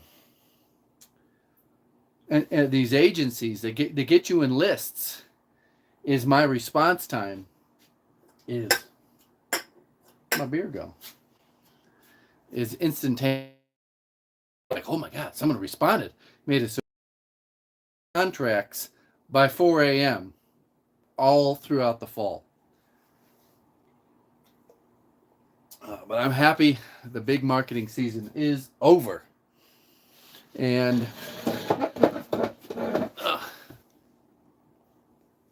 I don't know what I'm talking about. And I hate when YouTubers talk about this shit because nobody gives a rat's ass about it except some other, like two other dudes that are trying to build a YouTube channel.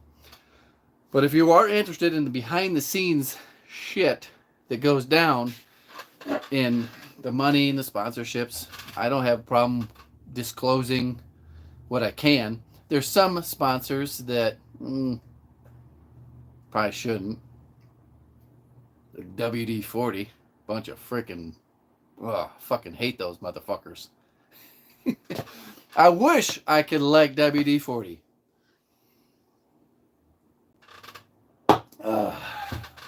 I could go down a rabbit hole with how the hell did WD-40 turn into a foreign company? It's like Craftsman. How the hell did Craftsman go to shit so bad? All right, I'm going to move you guys back over here. Let me know when you guys want to see a Schwinn bicycle put together. Or we could just talk about politics and the downfall of American manufacturing and American businesses and just freaking all that stuff. They are sellouts, but it's just business. And business is not fair, and business is not meant to be accepted or understand by us regular guys.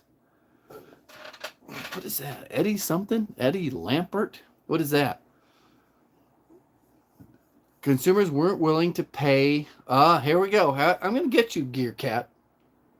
Consumers weren't willing to pay what anything was worth. No, the regulation drove those prices up. So had to reduce costs by making the shit overseas. No, the crazy amounts of regulations. I can't even go to the fucking Home Depot and buy a handful of plumbing supplies and put it in a plastic bag and take it home. I got to carry this shit out in my freaking pockets and stuff. But we've got fucking 50,000 junkies on every street corner taking shits. That's where we're at. They shit on the sidewalk. But I can't take my plumbing supplies home in a bag. It's cuckoo. The regulations against producing anything is what drove the price so high. And the sue culture. We got to have all sorts of freaking insurance so that we don't sue each other to death. Anywho, I don't know. Does anybody agree, disagree, have an opinion on that?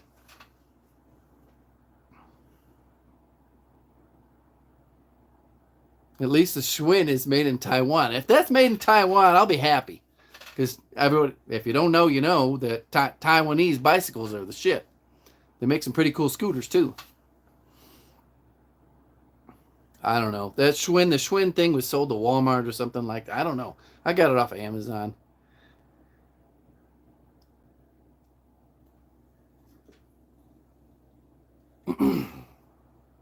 Let's see. Well, I mean, you got a red-blooded American pitching Chinese battery pack. Introduce me to an American battery pack. Please. There's no such thing as an American battery pack. I bet there's even American toilet paper. You can't get anything in America. I got some American boots. Out of the decade that I've been doing this, the only American real companies have been Nick's Handmade Boots and JK Boots. That's it. And their foot torture devices. I don't know who the heck you guys are talking about. Eddie. Who is Eddie? Why don't I know? Eddie messed up Sears. Yeah, remember Sears? I remember real Sears. And you could buy a Craftsman tool, and if that ratchet ever broke, you just walk right in there, hand it to them, they go over to the shelf, and they give you a new one, and out you go with a brand new ratchet. I remember when Craftsman was good. And you could say, yeah, I got Craftsman, ratchets and sockets, and it was like, oh, cool, you got the good stuff. Handyman, what is your DPS? Dual position sensor. I don't know what my DPS is. I think a lot of TP comes from Quebec. Let's see here. Shareholders want to make money. Okay, nothing wrong with that. And business leaders go for an easy way to move offshore. I got a feeling a lot of stuff's going to move down to Mexico. It's an untapped resource. I don't think we're ever going to make anything in the United States. We're just so environmentally strapped in, like, up against your throat. What's that? Evelyn probably knows more about that. But environmentally, you can't produce anything in here. The taxes, the regulations, and getting sued. The amount of insurances you have to have so that you don't get your ass sued. Just send that shit down to Mexico. They're not going to sue us. They're not going to sue their boss. They're just happy to have a job.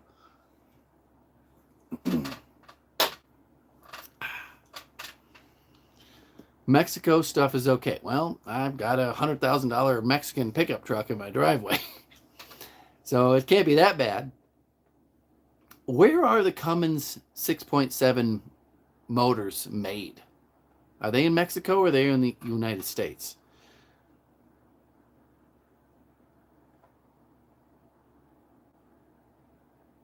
I agreed, Gimp gladly. We just turned into consumers. So I had mentioned just recently that I did videos for Nick's Handmade Boots and JK Boots. What's interesting is my contact at Nick's Boots left Nick's Boots and is now in his own leather goods company called Homestead Brand. The only problem is they make a bunch of freaking purses. And I was like, purses and belts and a couple keychains. And they're doing it out of 2 garages. Look them up. Homestead Brand. Grant, I think it's his name, Grant. He's got an interesting Instagram account. And He uploads often and it's entertaining. And it's like This Old Soul or something like that. It's supposed to be this, but This Old Soul is the name of the Instagram account. And they make a shitload of bags, leather bags. And I don't know, I don't need a freaking leather bag. My wife's got more purses than she knows what the hell's to do with. Where are the Cummins motors made? Sorry to get. I was trying to promote an American garage brand, homestead brand, leather goods. If your wife needs a leather purse or you need a leather briefcase, they're to go to, or you need a leather belt. Where's the? Someone just said something. This 6.7. Why is it not showing? Oh, there we go. The Cummins 6.7 liter engines are primarily manufactured in Cummins engine plant in Columbus. Well, that's cool. Columbus, Indiana. You know, my college roommate was from Columbus, Indiana. Lucy loves light literature. I don't know what that is. But I don't think we're ever going to make things here again. No one, I don't know. Just don't see how it's possible.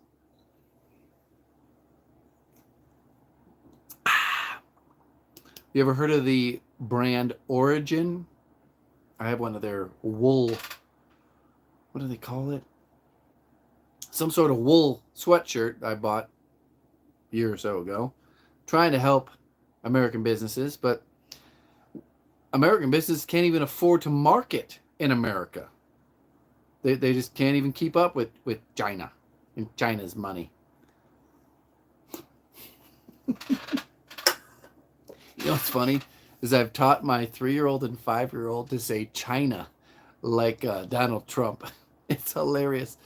They were both in the back seat. I don't know where we were going, but they were both going China. And the other one would try to say it more like Trump. It was like, no, it's China. Back and forth. And then finally I said, enough with the China. It takes generations to get workforce back here. Yeah, I don't know. It's weird because there's not enough people. There's not enough jobs. There's too many people, not enough jobs in the United States. I thought we were building a bike 2 beers ago. All right, you want to open this thing? What color do you think it is? The next Schwinn. Should I mask up? Put my PPP on?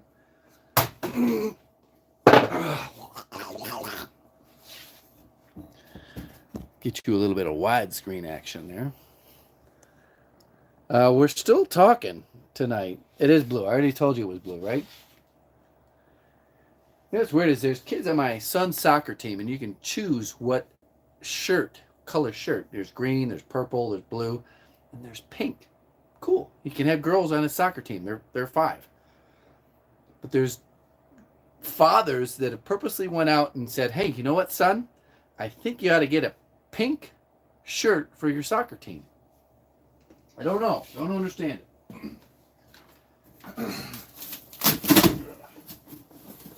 All right. Hopefully there's no damage on this one. This looks like a lot of work. Holy cow.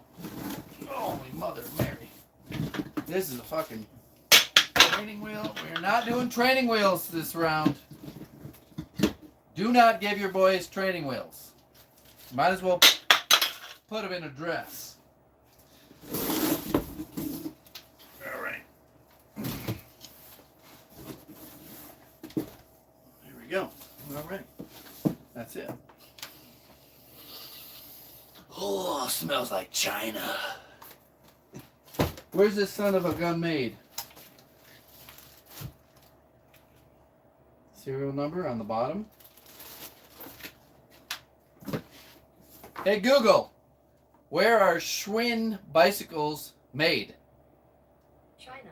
According to Wikipedia, once America's preeminent bicycle manufacturer, the Schwinn brand, as with many other bicycle manufacturers, affixed its fabrication in China and Taiwan, fueling most of its parents' growth. Hey Google, volume 50%. Hey Google, are any Schwinn bicycles produced in Taiwan? According to Wikipedia, once America's preeminent bicycle manufacturer, the Schwinn brand, as with many other bicycle manufacturers, affixed itself to fabrication in China and Taiwan. China and Most of Taiwan. its corporate parents' growth. To find out more, look for the link in your Google Home or Google Assistant app. No, thank you. I don't know if you guys got all that, but it's basically China and Taiwan. Harbor Freight. You made your Google go off? I have a tendency to do that. All right, I'm going to take some zip ties off, and I'm going to go get another beer. I think blue is pretty cool, but we will not be making a mistake of putting training wheels on my son's bicycle. You will learn like a man. Do you guys carry a pocket knife, or do you carry a multi-tool? I love pocket knives, but I can't live without a multi-tool. It's crazy.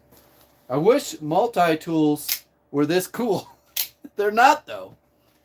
The reason I got red, even though it looks like fucking pink, is I didn't want to lose it. You set it down. Where the fuck did my knife go? Oh, there it is. The freaking red one.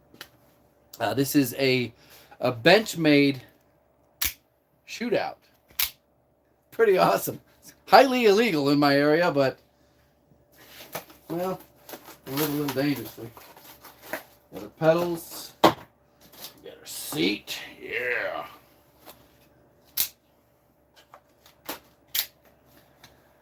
So, another benefit of this is if you got little kids running around and you're opening shit, your hands are tied like this. I'm opening this seat. Well, I'm not going to set this down. I don't have to like flick it around. It's just boom, it's gone. Blade's gone. Don't have to worry about a kid picking up a blade and stabbing each other with it.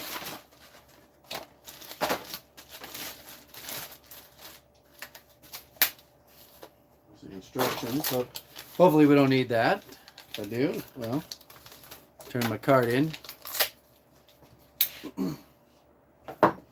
Anyways, let's get back to the topic.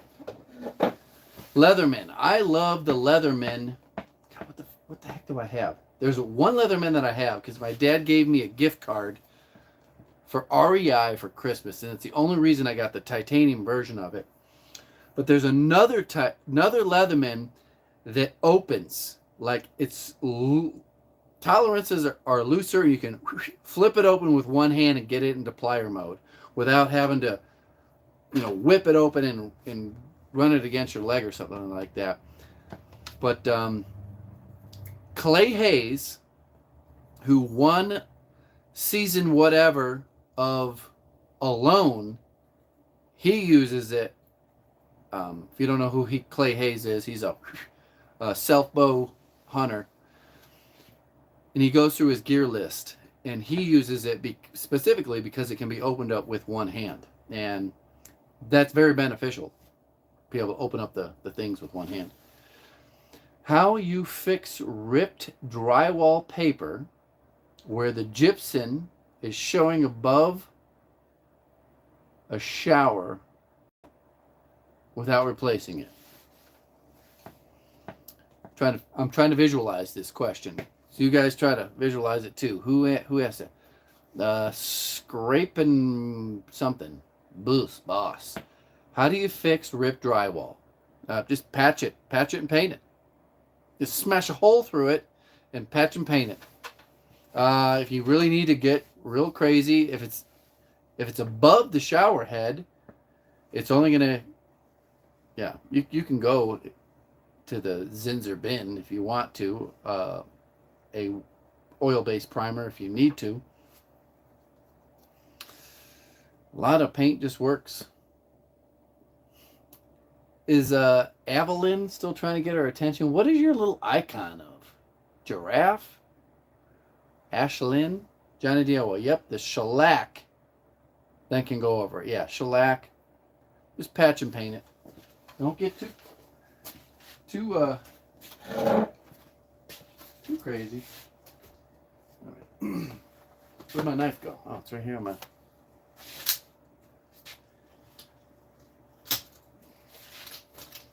Anybody else got a shootout? You got a shootout? An out the front, they call them. An OTF. Illegal everywhere.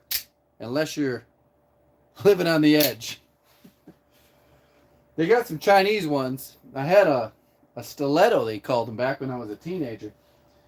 And it sucked. It got all bent and broke. They say a Benchmade, they'll sharpen your knife for life. The only thing is you got to mail it to them. This has held a pretty good edge for quite a while. Let's see here.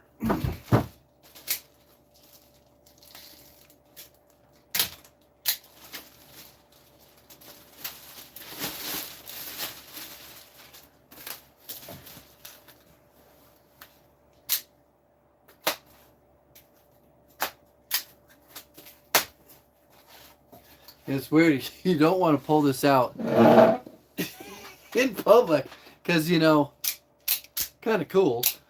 But it might scare somebody if you just randomly in line at the post office and you're like, Any business questions? You still have an OG Benchmade butterfly, like the real butterfly knives?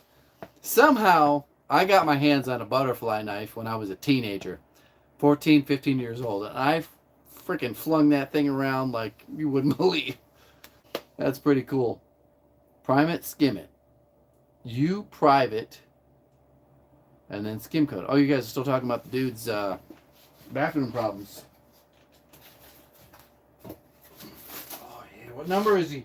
Number 16. Schwinn.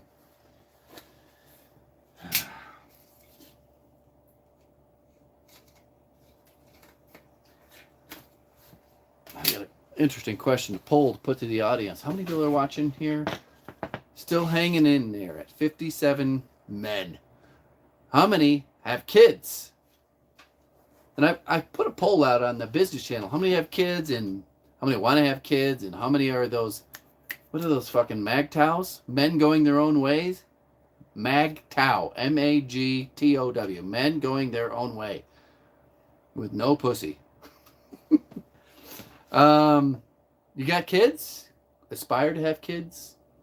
Just curious if there are any fathers in here. We had Profab. He was putting a basketball hoop together for his daughter for Christmas. That was pretty cool to see. Want to do a giveaway for that huge battery.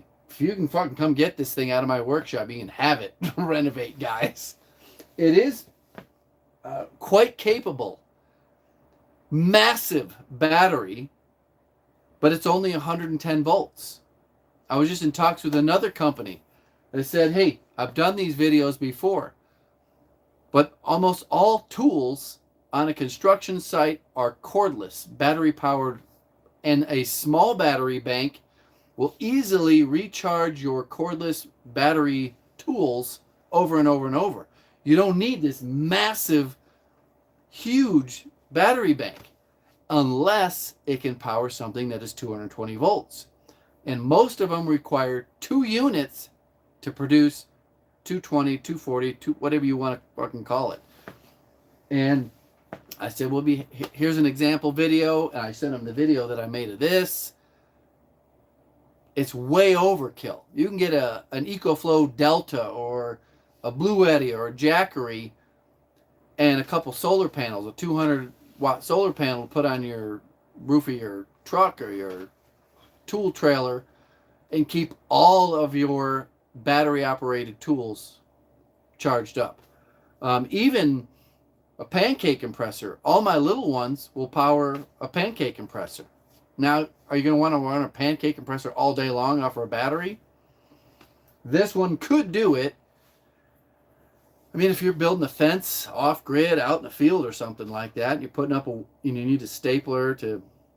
Anyway, I'm getting too deep into the woods on this thing. But I think it's too big and too damn heavy to be useful. Because I got cordless. I have a cordless stapler if I was building a fence out in a farmer's field or something. What do you guys got here? Do you want to do a giveaway for that big, huge ass battery? Renovate guys asked. I just answered that. My kids are nearly grown. I think my DIY adventures, his kids are grown too. I had kids late. I did a lot of stuff in my life that didn't include kids. So my kids are nearly grown and seem much less prepared than my generation for life. I think that's just a general trend. Kids grow up later. Am I allowed to attend the next live? Yes. If you you get your OnlyFans set up and you can attend the next live stream, but you have to post the link. Married 23 years, you got kids, cool. Renovate guys, 23 years. How long have I been? Coming up on 10 years for me. Gear Cat Man has that same scary. Wait, Gear Cat Man. Kids are nearly grown. So Cable Guy, you have nearly grown kids too? Oh my God. That's crazy. What's weird is I'm in a major freaking woke city and everybody's old that has kids and most people don't have kids. Nuts. They view kids like the plague. One of the best vids was putting a bike together for my kid. I don't know. Was that my video? No kids yet. My lady wants them. Good. If you can afford them, have them. And the YouTube channel. You already have 100,000 subscribers. That's your ticket to multi-millionaire status. Of course, in California, that's not saying much. Even where I live, it's not saying much anymore. But you got a good. Are you married? Hopefully, you're not one of them weirdos that won't get married. Is it a he, she? I would have had more, but I'm almost 50 years old. And my wife, she's not 50. She's quite a bit younger than I am. I don't think she wants to get pregnant again. In her 40s. There is so much wrapping on this dang bicycle. You know what's interesting is I was the anti-kid until I was in my late 30s. I thought you were weak because you needed to have kids to give your life meaning. And I had so much meaning in my life that I didn't need kids to fill a gap or a void or anything. But what happened is I went out and did as much as I possibly could afford. And I was like, what's next? What's next? And it's like, it started having less and less meaning. And it was this weird shift. Happened much later in life. It's like, man, I don't know. I've done everything I can think of doing. And I want to have kids now to do it with them. It's a very, very strange transformation in my thinking about having kids because I was the anti-kid. Kids slow me down. I got shit to conquer. And then I did all that, and then it's like, now what? Maybe I can pass that on to some future generations. Interesting turn of events. Now I'm building a Schwinn bicycle for a 3-year-old that I refuse to give training wheels to. Not because I'm a mean dad, because I'm not raising any sissies. And he's got this Strider bike that he scoots along on, and he can coast 30 yards down the sidewalk. He doesn't need training wheels. Handlebars. Oh my gosh.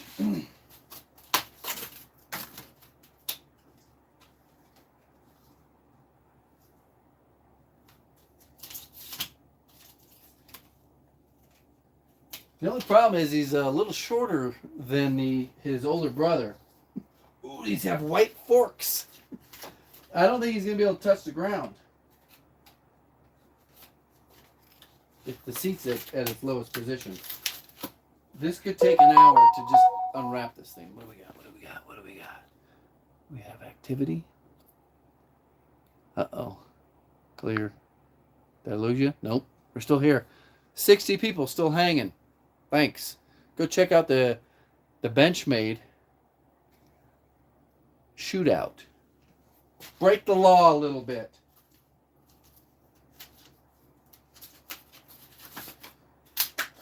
Jesus, Mary, Joseph. Ooh, that's old school there. So should we put this in the bike stand and stop messing around on a tabletop like a peasant? We got the Park tool. The Park. This is pro grade bike stand over there. Put this over here. Second kid always more wild. Keeping up with bro. It's so much easier. The second one is so much easier. I'm gonna crack another one.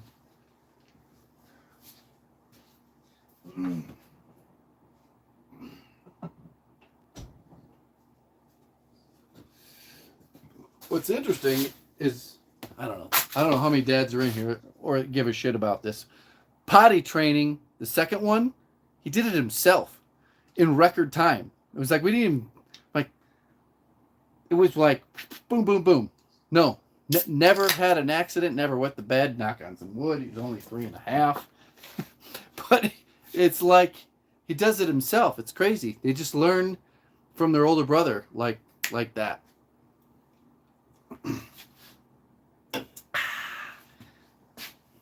Let's see here. Let's get this thing out of here. Let's get this 200-pound battery out of here. Oh.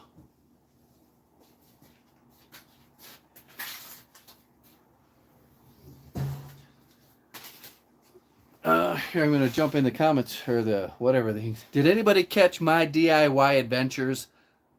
Nearly 3-hour live stream last night. Say yes or no. Yes or no. I don't know who that old guy is. Who's that old guy? He builds a lot of garages these days. Single-handedly frames garages. How many beers? This is the 4th one. And we started out with some lemonade. Some spiked lemonade. Email sent.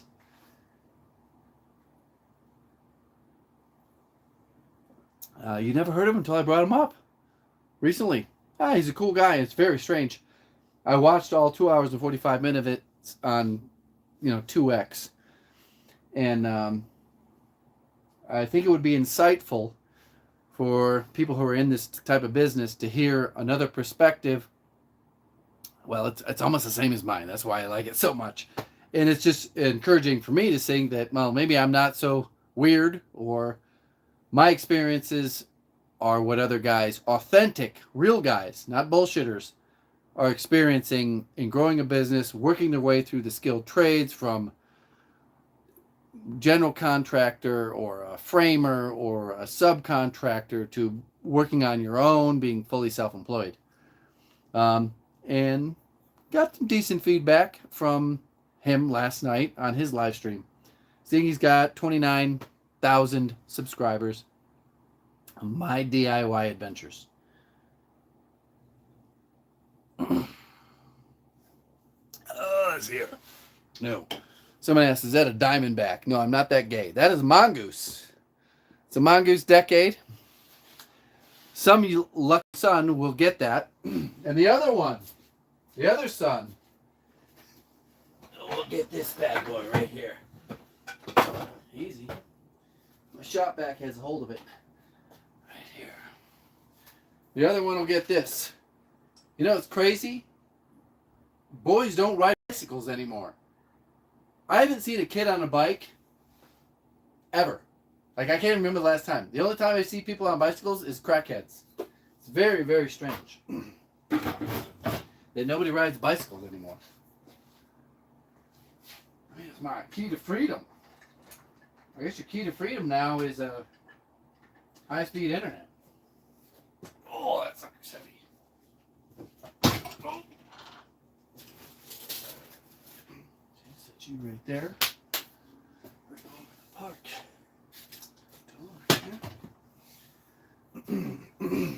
What do we got?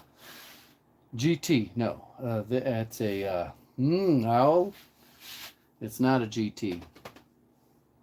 So someone sent me an email. Gear Cat. Is it Gear Cat? Oh, fuck. Someone said email sent.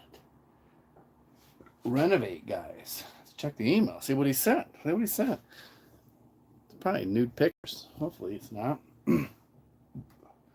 Gmail.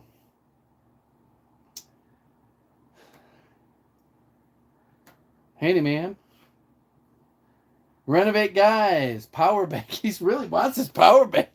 What are you going to do with this giant thing? I'll stop by and pick up that battery.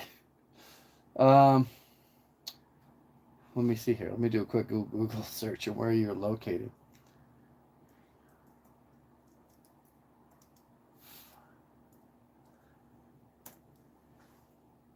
It'd be a little bit of a drive for you. How much are these things worth? It's an Opus. OUPES.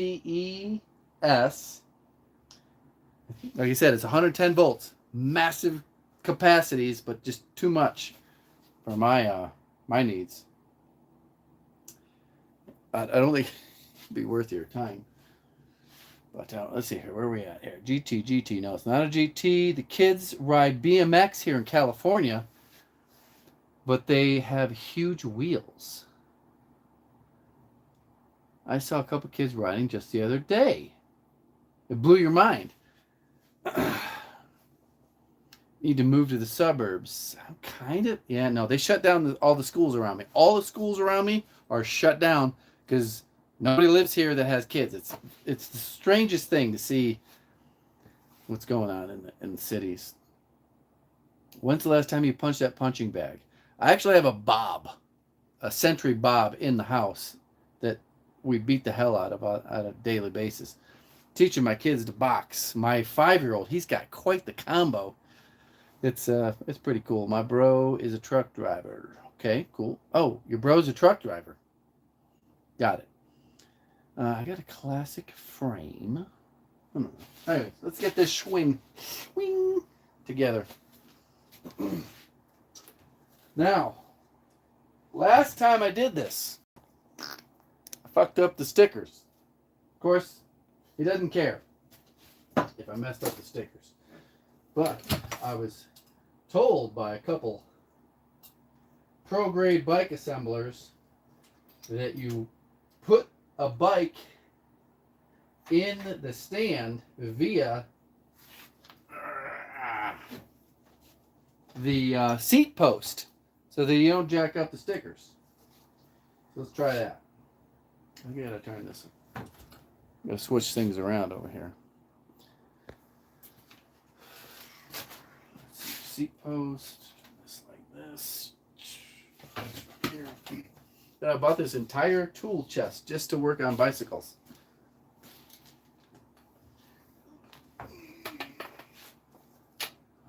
Hold on.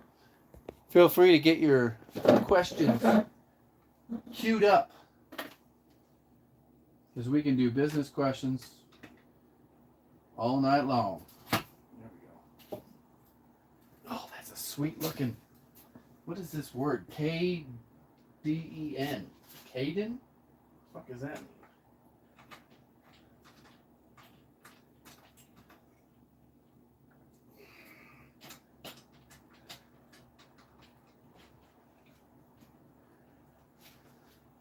Alrighty. Whew. Sorry. Let's check things out here. Look in this direction. This is where your comments show up. I need to move to the suburbs. Yes, I do. When is the best time? Oh, that's, we already read that. I got a classic. I feel old saying that. Most kids stay indoors and look at screens. Yes, they do. They are there. You bought the same tool chest. I got this a long time ago. It's a Husky from Home Depot. Once I start drinking beer, I ain't doing anything productive. Well, we gotta do this. I could do it tomorrow, but I'm just gonna tinker on it a little bit. We'll hop back and forth.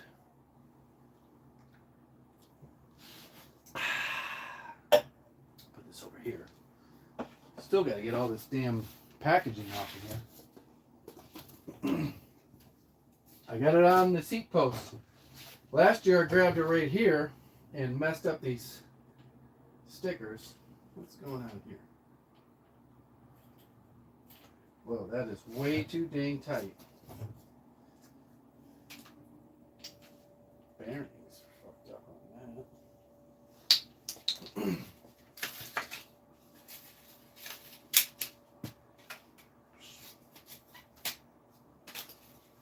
Just getting this thing unwrapped is a chore.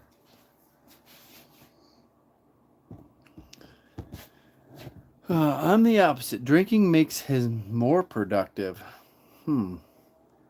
Is your workshop a tax write-off? Hell yeah, it is. Everything you see, my fucking underwear are tax write-offs. Oh, you guys. You got to maximize those deductions.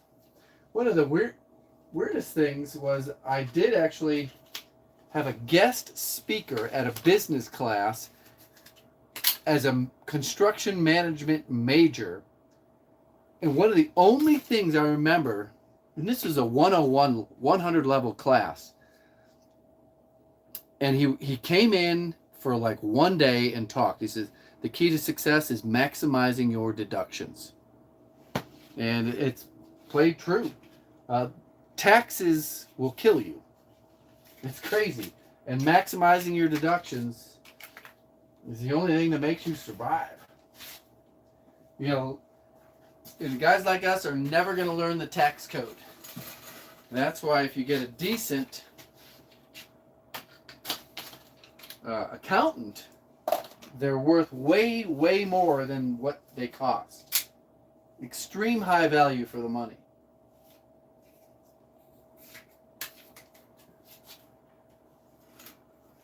Everything is a tax write-off.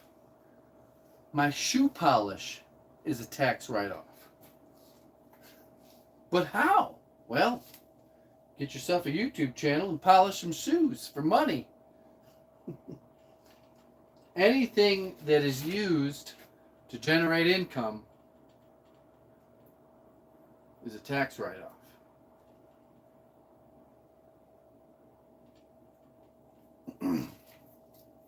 All right, what do we got to do here? We got to put the freaking tire on and the pedals on. That's about it. That's about it. I'm going to tighten up this. Tighten up the forks. Get the brakes situated. I think these brake pads are all backwards.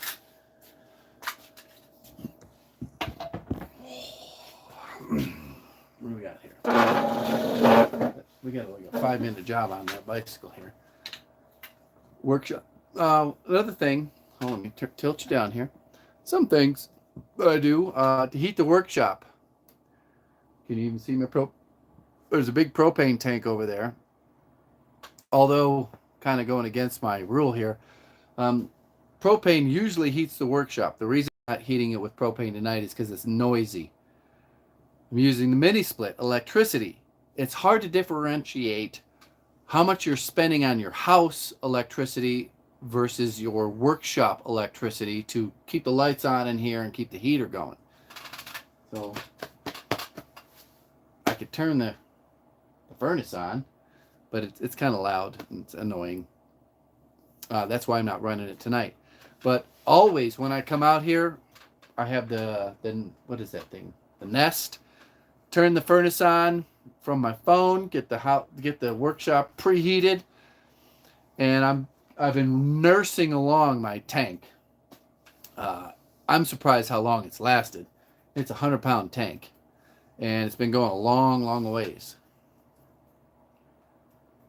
Utilities, a tax write-off. Well, yeah, this building here is a standalone building. Everything that goes into this building is a tax write-off. This is a business, this building here.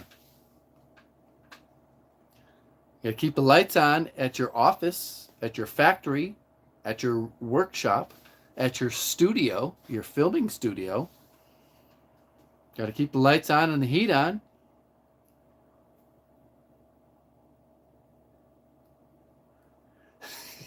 Everybody's, is that lady still here? Hi. I guarantee you it's not a real, there's not a real lady in here. Anything that's not a tax write-off that should be, question mark. My uniform, my work uniform, all those cock gun, this here is a tax write-off. Everything that I used to come up with this idea, to produce the idea, everything is a tax write-off. That's why you need a good accountant. Let's see here. I really want to heat my garage, but I need to reframe both doors. What doors are you going to reframe? The garage doors or a man door? I've got a job coming up. It's one of my flex jobs where there's so many renditions of siding that it's a 2-car garage with 2 doors. They've gotten so small that on the sides of side view mirrors, there's like 2.5 inches on a regular car side view mirror. So I've got to strip everything off and kind of try to get at least 1 inch on either side.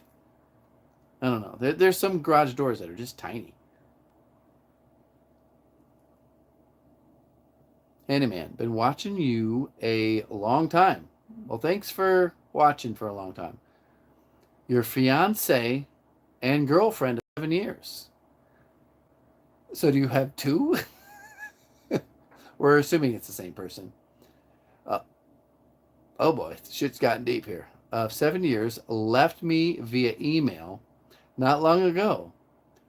Came home and half my apartment and cat was gone. I'm a carpenter. Life advice. Girlfriend of 7 years. Why wasn't she your wife? All right, that doesn't make sense.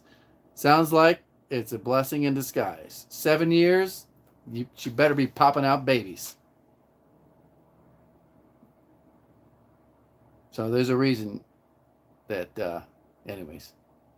Let's move along here. Trying to learn from the GOAT. I don't know who the GOAT is, but he's apparently a hologram. Bro, see a therapist. Ain't no way a handyman on YouTube is going to help you. Oh, God. Do you guys watch that old cowboy with the beard and the hat and smokes cigars? And he's got this super viral thing out there right now that says that no man needs a therapist. No man needs a fucking therapist. God, I wish I could play it on my thing. I'm going to try to find it on Instagram. Hopefully I don't get copyrighted. Let's see here. No man. You guys have, if you were a freaking man, this has had to come across your social media feeds. P-I-S, pissed.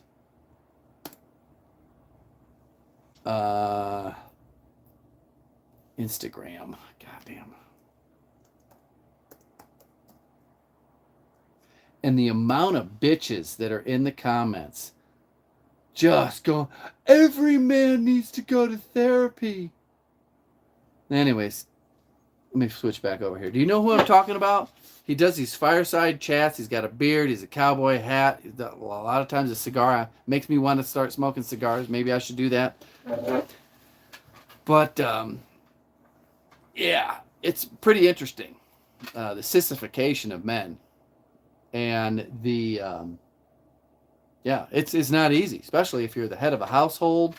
You take on the stress, the financial stress, everything of the entire family, which is basically your corporation. You're the president. And it's not easy, especially right now, is things are getting a little wilder and wilder, especially if you live in a big city.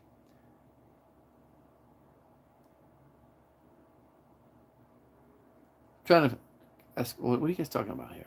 LLC, less reporting. Well, some bitch, handyman, what the fuck you doing awake? Jenkins? I was just looking at some Willard dude nudes. Holy shit, this guy's going back deep. into the archives. John Jenkins, thanks for joining the show tonight. Tell someone they need a therapist is a millennial way of calling someone crazy. Dry Creek Wrangler School? Is that the name of the dude?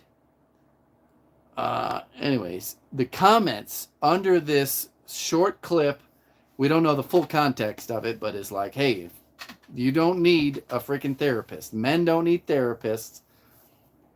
And it's their duty, their job, their blah, blah, blah. This is just how men have been. They bear this weight of the family, the finances, everything. That's just what we do. It's our job in society. I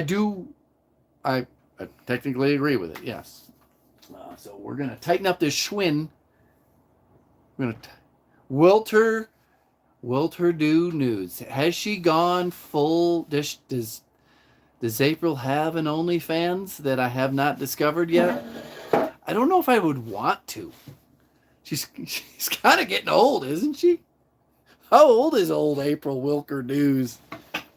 How does her garden grow? I don't know. You want to know?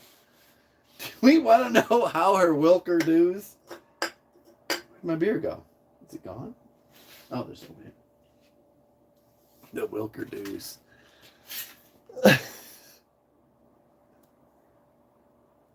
You haven't seen me on here, John Jenkins, because shit, I got shit to do. I got kids, and the only reason I'm out here drinking is because they're at my mom's house, and I don't drink around my kids. I would never get inebriated when my kids are home. You know, shit goes down. I got to be able to respond. So yeah, thanks for my mom for watching the kids tonight. Well, my wife wraps presents, and I build a blue bicycle and hang out with you guys. Showing the old Wilder-do beehole. There's no way. I'll if she is, I'm just so curious. She's showing the old Wilker-do beehole for money now. Bullshit. You found it by accident. How did you find Too Much Handyman by accident? Are you subscribed? I sent out. We were on the handyman business earlier, and I posted some links to the old Handy Andy channel here, and next thing you know, we're here.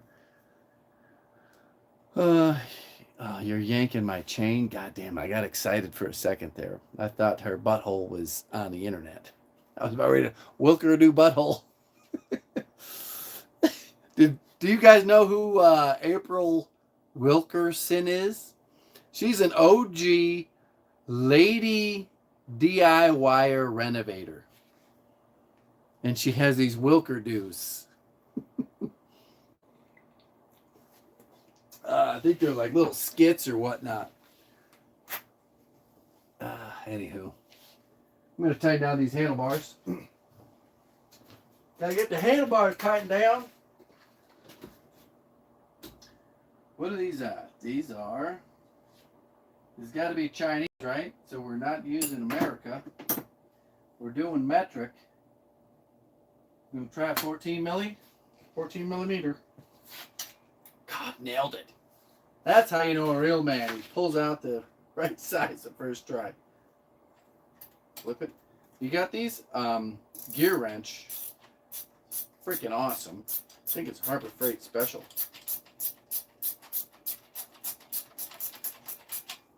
I should have my impact out. Speed this process up. 14 millimeter. 14 milli. Jesus Christ. I don't think the frickin' tighten up.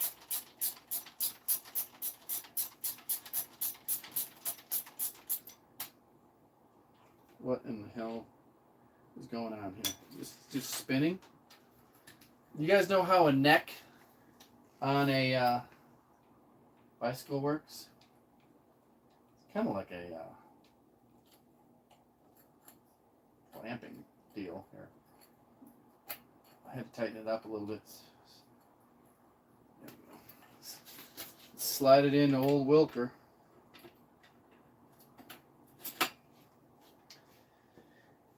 And hopefully it gets enough gription on the side walls to start sliding up.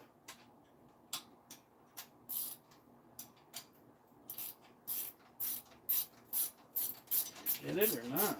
Just fucking spinning.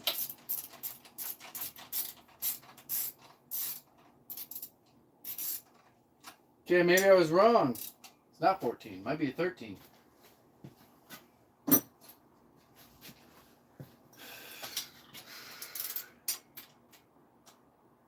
Ugh. 13 milli.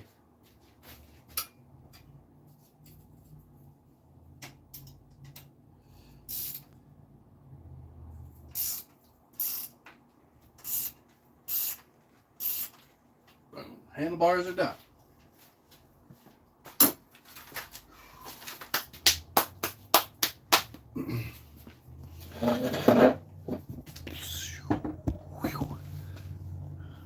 Still people hanging out? 52. 52 people. God, do you guys remember when I was spraying lacquer in here and got all goofy and shit? Couldn't stop laughing. That was a long time ago. So has that girl posted her OnlyFans link yet? No. This is hilarious. John Jenkins, yeah. Oh shit, I need some coffee. You've mentioned your OF like 10 times. Do they call them channels on there? Hey, metric is used everywhere else in the world, not just China. It is, that's correct. Damn, Handy, he outgrew the bike. No, this is another kid. This is for another boy. So, first son's got red. Second son's got blue. Younger brother, yes. I remember when you messed up the decals. Yo, you were there. And someone told me, spray some WD-40 on it and fucked up the stickers even more. He still hasn't noticed. I don't think he cares. And are we pointing over here? And someone said, hey, if you knew what the hell you were doing, a real bike shop always clamps the bike on the seat post because there's no stickers. So we learned from last year, I think it was last year, and we got it clamped up in the seat post this year. So we're not going to mess up the stickers.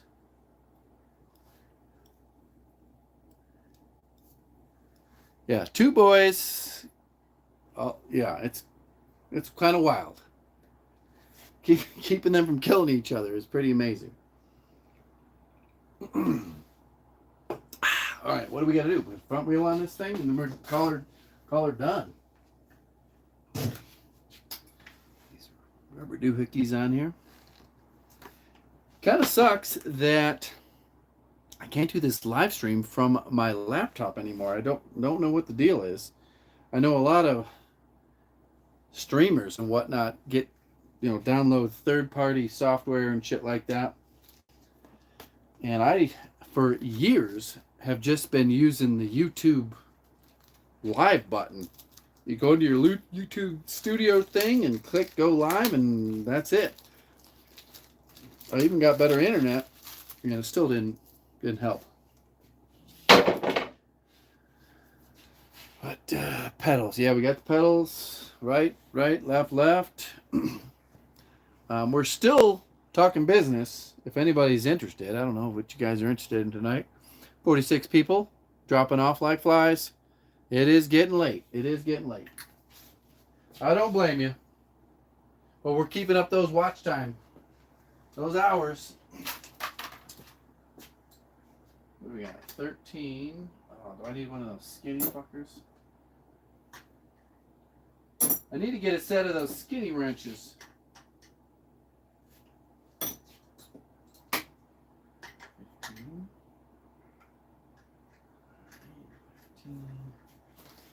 15. That's one thing I haven't added is the skinny wrenches. Somebody sent me a whole bunch of those crow foot open-end wrenches that have a ratchet hole in them. You gotta get a pair of pliers.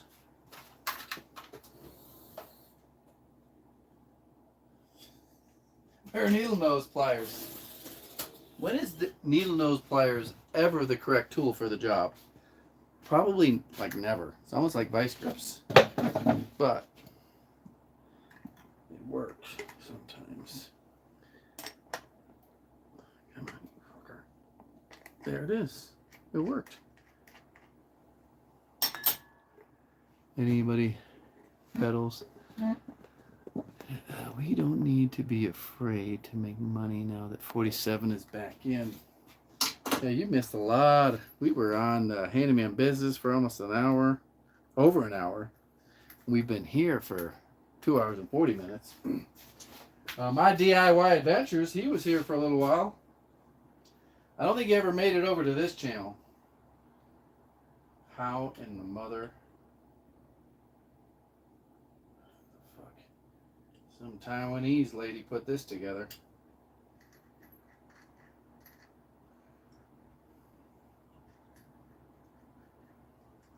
Probably a child that worked on this bike last.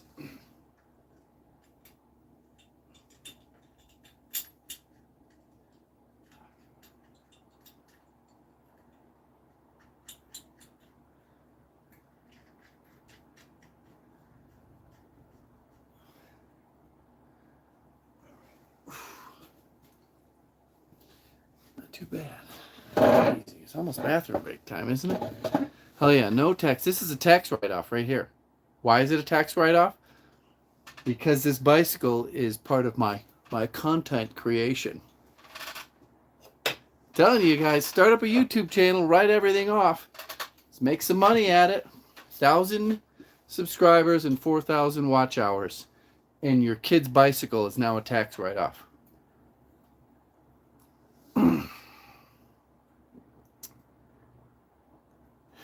Donnie Two-Time? Donnie Two-Time in here? Who's Donnie Two-Time? You recently bought a set of flare wrenches so I could repair all the air compressor. Cool set. Yeah, it's kind of crazy. Let me go grab this thing that somebody sent me, and I was never able to put it in a video yet, so here we go.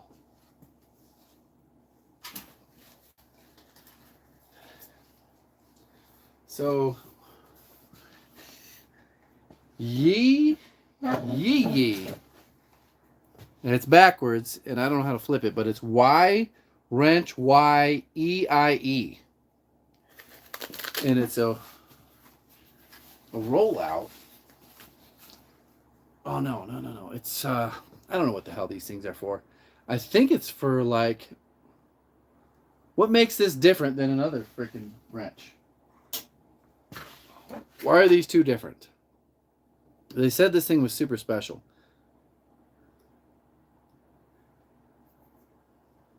I don't know. I think it was for all the mini split videos that I was making, that this could go around a line set and still get a good grip on the flare nuts. So, yeah, from 9 to 21 millimeters. It seems pretty nice. Yee. These type of wrenches. What are these things called? Flare nut wrench.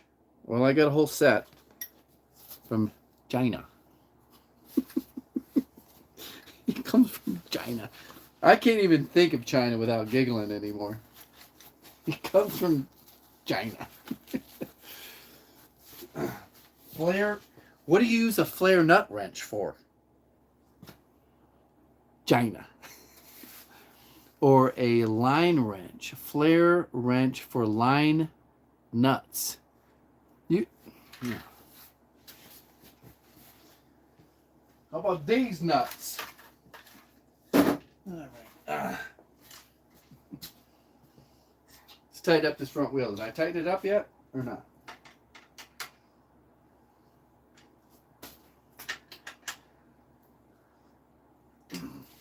So I mentioned earlier that I started recording a video in June for my super secret third YouTube channel, and it's a massive adventure.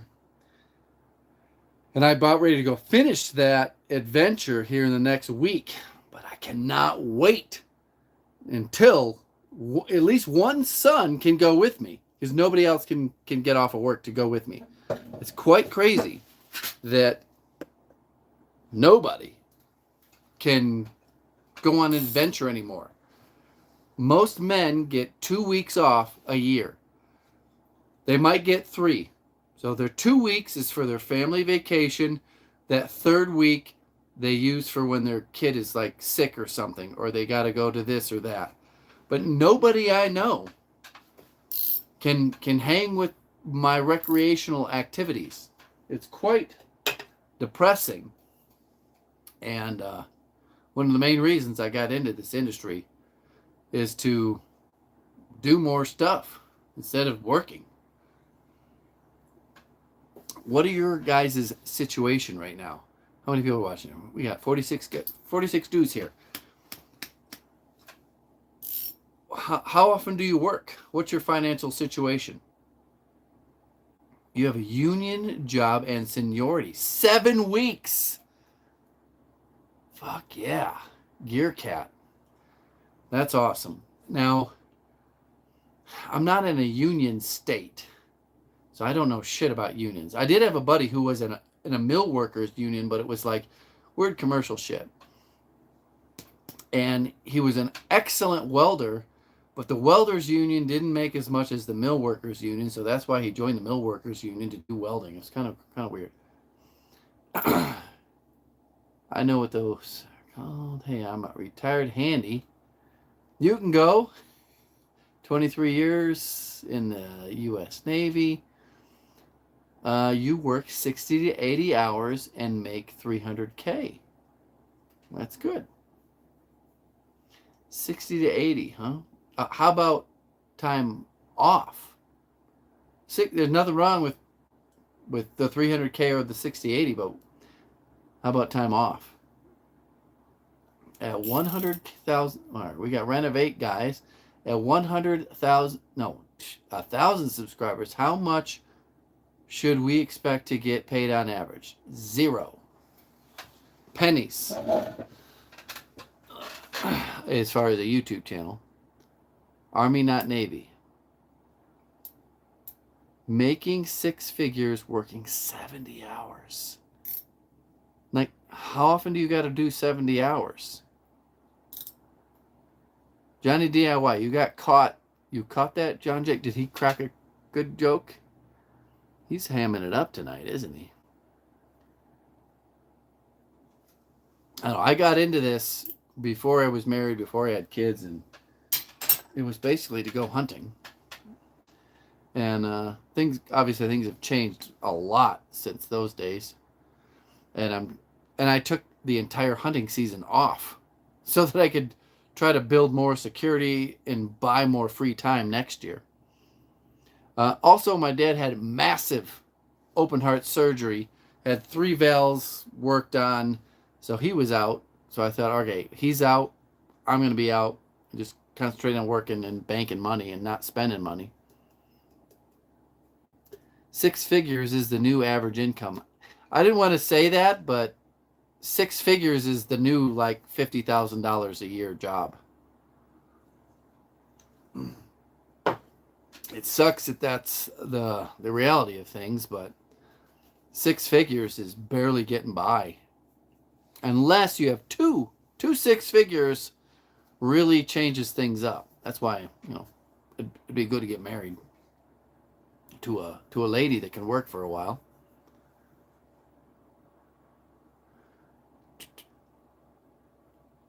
AWC maintenance and repairs. He's 36, so he's a young fella. God, to be 36 again. Did I know my wife at 36? What was I doing at 36?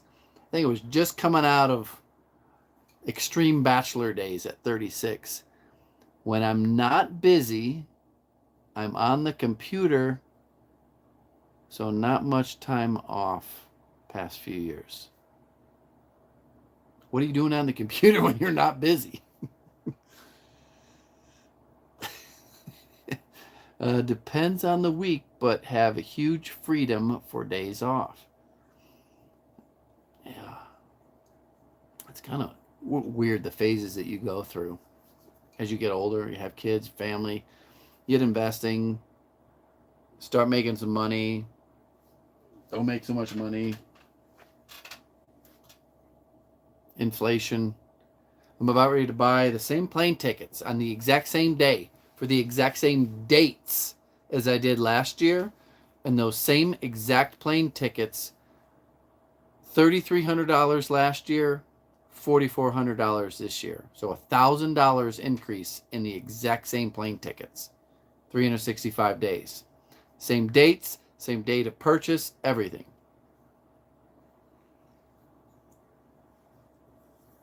Uh,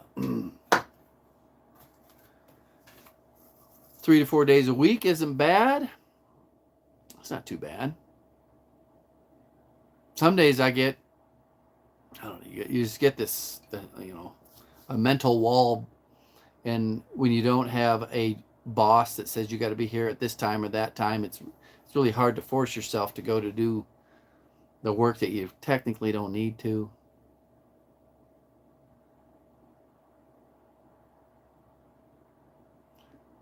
John Jenkins, I don't know who you are, what you look like, but you came in strong tonight.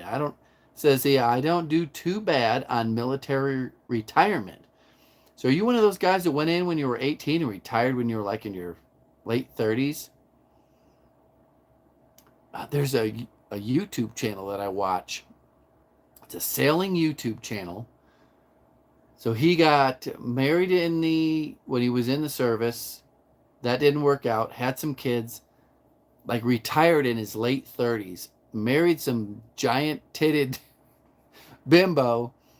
She now has an OnlyFans, but they live on a sailboat with their 2 new kids. It's kind of wild. But retiring early, when you go in at 18, you can have a pretty decent retirement. And then collect retirement and start a whole new career over, I guess. Let's see here. You didn't do too bad in the military retirement here, and I'm not 6 figures. John Jenkins, yes. So he got out early. Went in early, got out early. Oh boy. We got Ashlyn, also known as Avalon or whatever. She's a gaming streamer and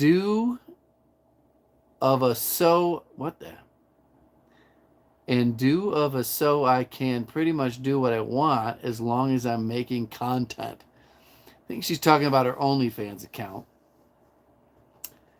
So you went right in after you graduated. So you graduated in 94, I graduated in 95. So you're basically 1 year older than me. Will you ever set sail again? That's all I need to hear. The answer is yes. And are your adventures tax write-off? Yes. The YouTube channel is already made. It's not my first YouTube channel, but it's already made. It is not monetized because it's teeny tiny. But I was shopping for boats last night, and it's weird. It's like my kids are out of the house as soon as they're adults. As soon as they're out of high school, if I've done my job right, they're going straight to a university, and I don't need to be home anymore. I don't need to put food on the table. If I plan right, their 529 accounts will be mature. Their investment accounts will be matured enough to get them through their education. And I'm retired. Of course, I'll probably retire before then. But I'm going on a boat. A decent boat. Manageable. I was searching 40 to 45 footers last night. I think, how long do I got to wait? 15 years until the last one's out of the house. I think I'm going with a power catamaran. No more of that sailing shit. Power catamaran, 40 feet. That's how I'm doing it. Clothing optional. Wife, I don't know.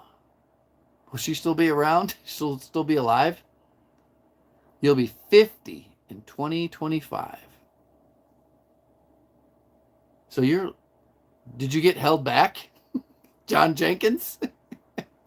It's okay. It's okay if you did. 5th super secret YouTube channel. It is my sailing channel. It used to be monetized because I uploaded on it regularly on my last sailboat. And then, I sold the sailboat and didn't upload and everything, and it got demonetized. It's kind of a 5th super secret channel. There is All Bay Fishing used to follow along, and he stumbled across it. Some guys know of it. It's basically just, how long ago? I don't even know when the last time I uploaded on that. Yeah, I think it was a live stream the last time I went there to sell it in 2019.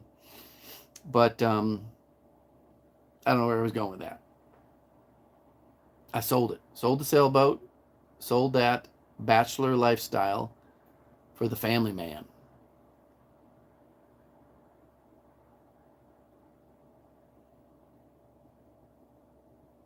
Renovate Guys. One of his customers, they were free sailing on a boat for 17 years straight. That's wild.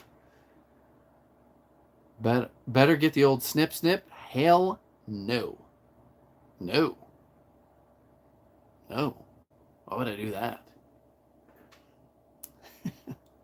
Crazy. Have you ever seen Gone with the Winds? Yes. Very, very, too much familiar with that fag. Gone with the Winds. Whatever the fuck how he landed her.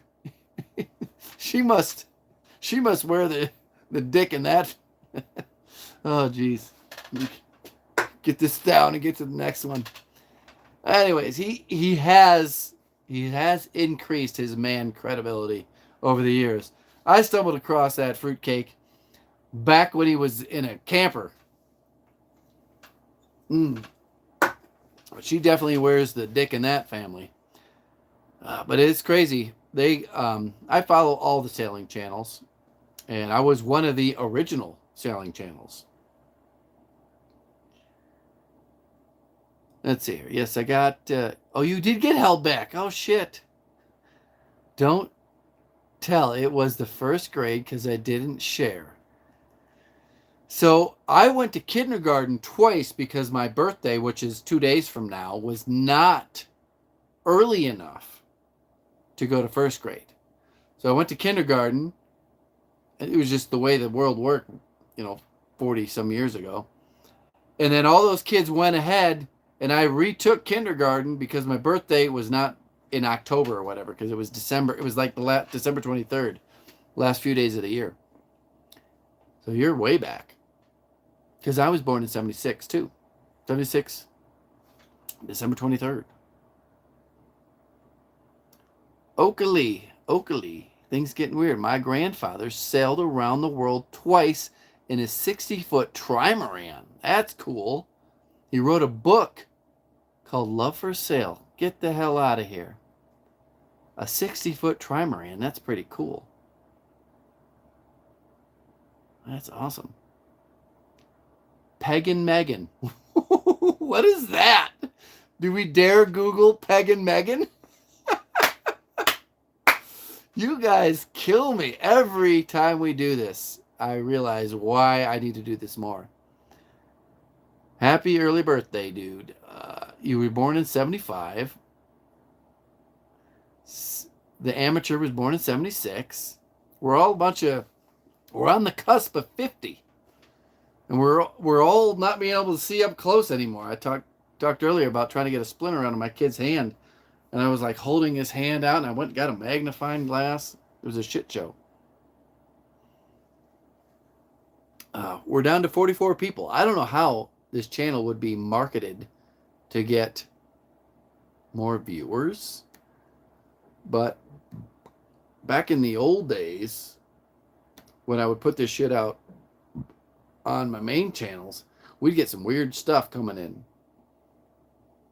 Weird. Remember the squiggle rifles? They called them the noodle rifles. Can't even pronounce it. noodle writers. We're going to take a quick bathroom break. We're at 44 people. I expect there to be 44 people when I get back from taking a piss out in my wife's garden. There they are. Oh my God, Ken Close. I know that name, and you must have went and did like a Google frickin' like translator to put in the noodle writings. Goddamn, high five. That was so funny. Going out that door. I'm going to pee in my wife's roses, which are not growing right now, so. Holy shit. Rain the lizard.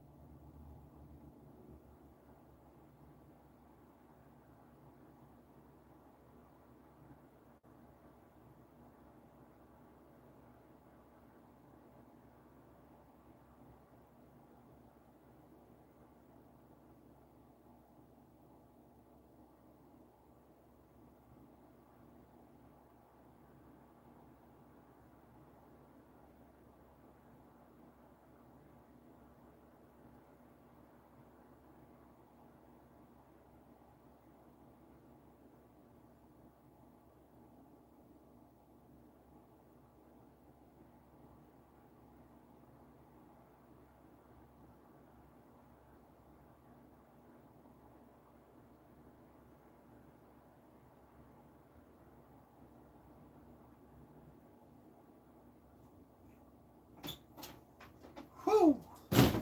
Oh, hey-oh. Gotta lock us in. Not safe out there. Oh, let's see here. What are we talking about? We 42. We dropped off. I got you guys set up in the tripod. Sell me on where you live. I'm looking to relocate. And I can't figure out a way to leave. Pretty much my state. Sell me where you where you live. Why is it so awesome?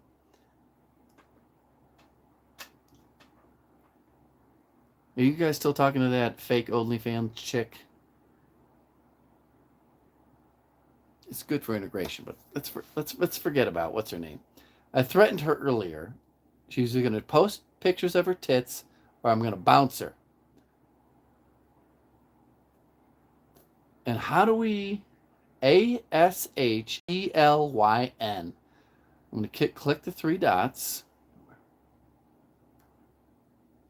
Channel activity. Go to channel. Okay. Hopefully I can right click this, open up a new, there we go. Oh. It's some videos. We have Final Fantasy video game from 2 months ago and another video game from 5 months ago. About this channel, click more. 14 views, started June 22nd, 2024.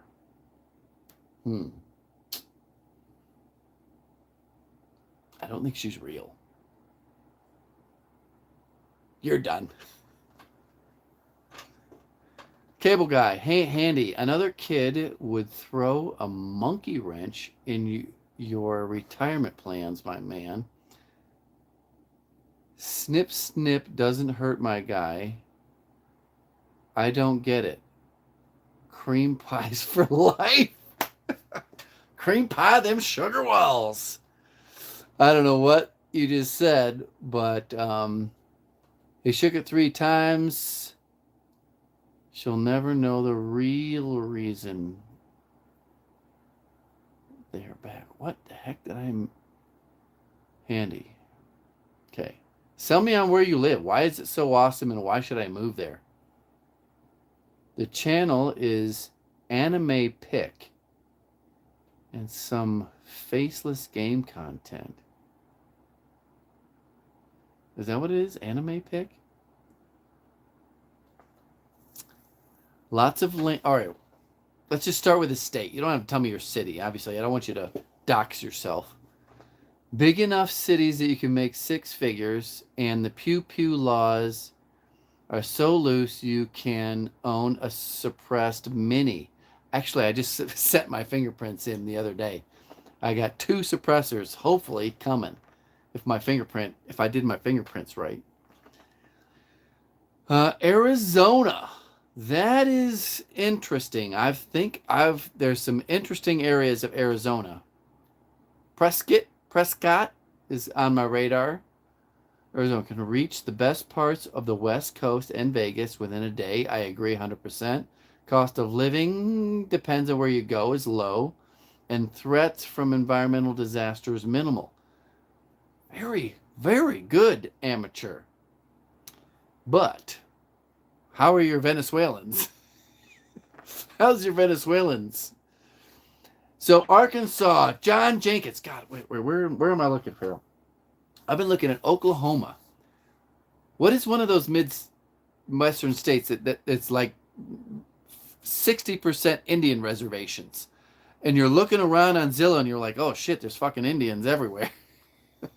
I think that's Oklahoma. Or is it Arkansas? Where there's just nothing. I mean, you can buy a lot of land, but then you're sending your kids to retard school and there's Indians everywhere. Get out of here. Oh, wait. You have 0 Venezuelans in Arkansas. I probably would say, yeah, that makes sense. But I've looked at the schools in Arkansas because one thing is the number one is getting my kids into like top tiered schools. San Diego, the bitches and the beaches. I will agree with both of those. And I've been to both of those. Back in the old days. Been there.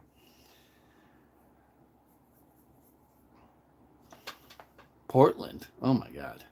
Renovate guy. In Portland area, but just north of it. It does get weird here. Wouldn't mind moving to Missouri or Florida. I've thought about Florida. I vacation in Florida a lot. Just the summertime in Florida is miserable. But outside of hurricane season, it's freaking amazing in Florida.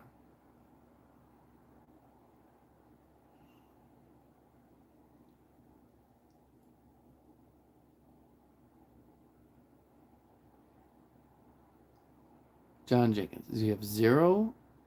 Oh, that's right. You got all those fucking tornadoes out there. Good charter schools. That's something interesting. They're where my kids are at right now. They're streamlined into a top-tiered public school. And then I haven't really done enough research on the charter schools to figure out what the hell that even really means. Southern Arizona is where the Venezuelans are. So don't go there. Yes, in Oklahoma. I lived in Oklahoma, but Tulsa area. Less tornadoes in Tulsa. You know, I think it's Tulsa has like the most inland port that leads to the ocean. Is it Tulsa? Am I wrong on that? There's a river that goes way the hell up into Oklahoma or something. I think it's Oklahoma. And you can get on that river and end up in the Gulf of Mexico. The quality of work you do, you'll make bank here. Uh-oh, what do we got here? Oh, update on cryptocurrency. Quality of work you do here. Where are you in? I forgot. Where are you at, Jenkins? Jenkins? Arkansas. There's no money in Arkansas. Come on. No money there. But I've thought about taking the money that I've made here off these idiots and selling out. I got two, properties that will easily get me without even, anyways. I could cash out of my equity here, 800 to 900 in cash without even looking at my investment accounts to put in somewhere else. And I've looked, and you can get a lot for $800,000, $900,000 with no mortgage in certain states. Fishing is great in Oklahoma. Do you have hogs there? Love hog hunting. Our Kansas River got flooded. Texarkoma, right on the border there. I've been looking.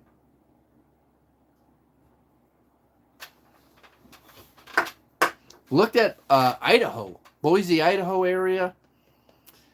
I think their supply and demand is so out of whack. The home prices are just ridiculous up there. Let's see. Guys, fishing is great. Okay, John Jenkins. Her dad only does 10,000 square foot homes and above. Oh, jeez. That's crazy. Who's daddy? Daddy!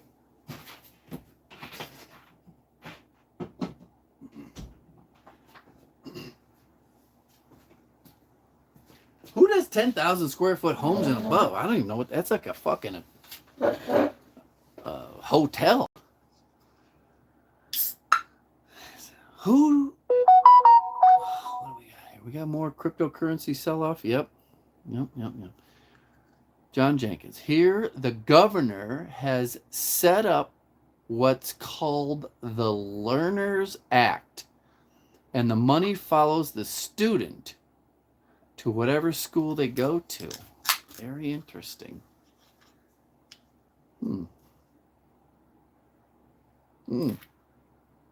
Your girl's dad is framing contractor and does very, very well. 10,000 square foot houses. It's fucking nuts. You got to have a pretty serious crew. Massive crew. 10,000 square foot houses must have crazy vaulted ceilings, all sorts of custom shit. Boise got overpriced. Higher. Northern Idaho. Yeah, I've looked up there in northern Idaho, but it's kind of in the middle of nowhere. It's just out there. What was that? There's another Mormon city. Idaho University? What the hell was it? Pocatello, Idaho was intriguing to me until I found out it was 80% Mormons. Not that I have anything against Mormons, but I just don't think we'd fit in there. I want my kids, my wife to be able to assimilate.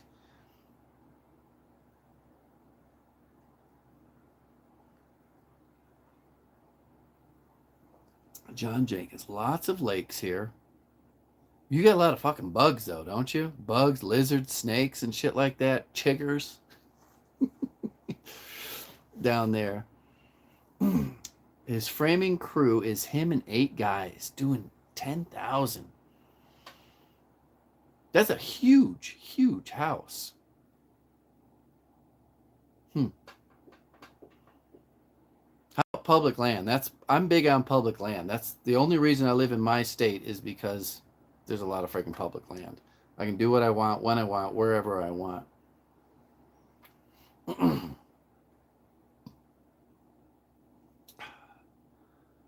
Just Google. Hey, Google, how much public land is in the state of California?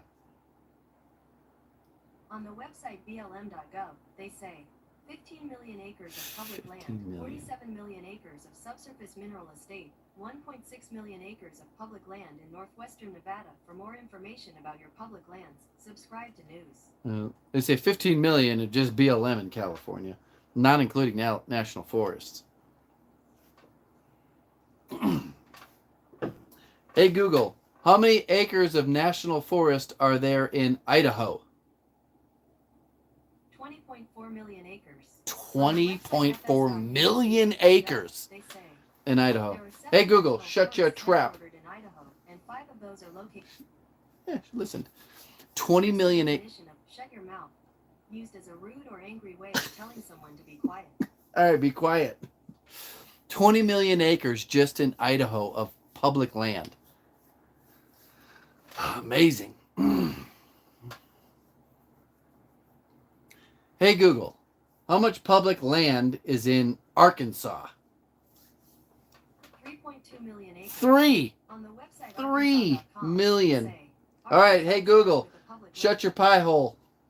See what she says about that. Nothing. 3 million versus 20 million in Idaho. In Idaho, you can hunt as many wolves as you want.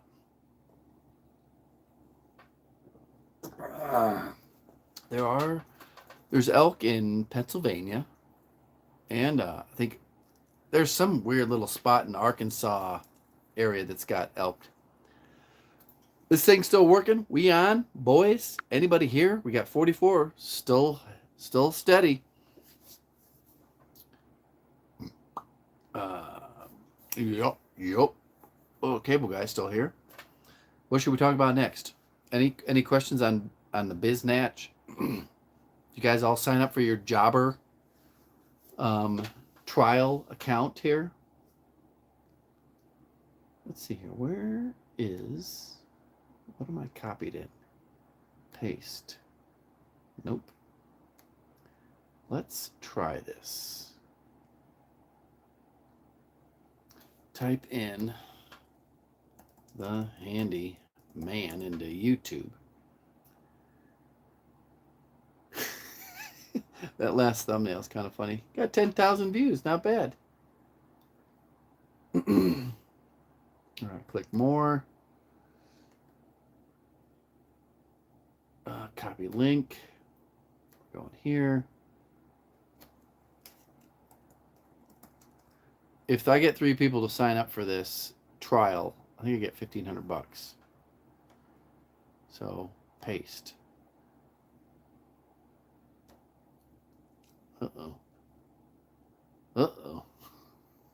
That didn't go well.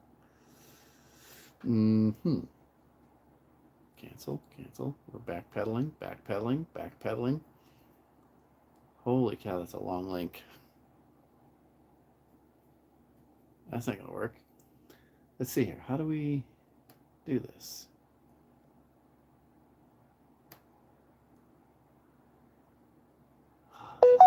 Sign into all this shit. What do we got going on here? 45 people. We got cryptocurrency plummeting. Close. I got to go to a website real quick. Is Johnny DIY still here?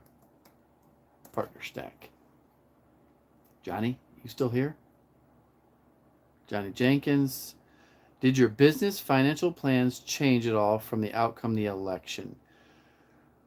For some reason, I forecasted a lot of what happened, and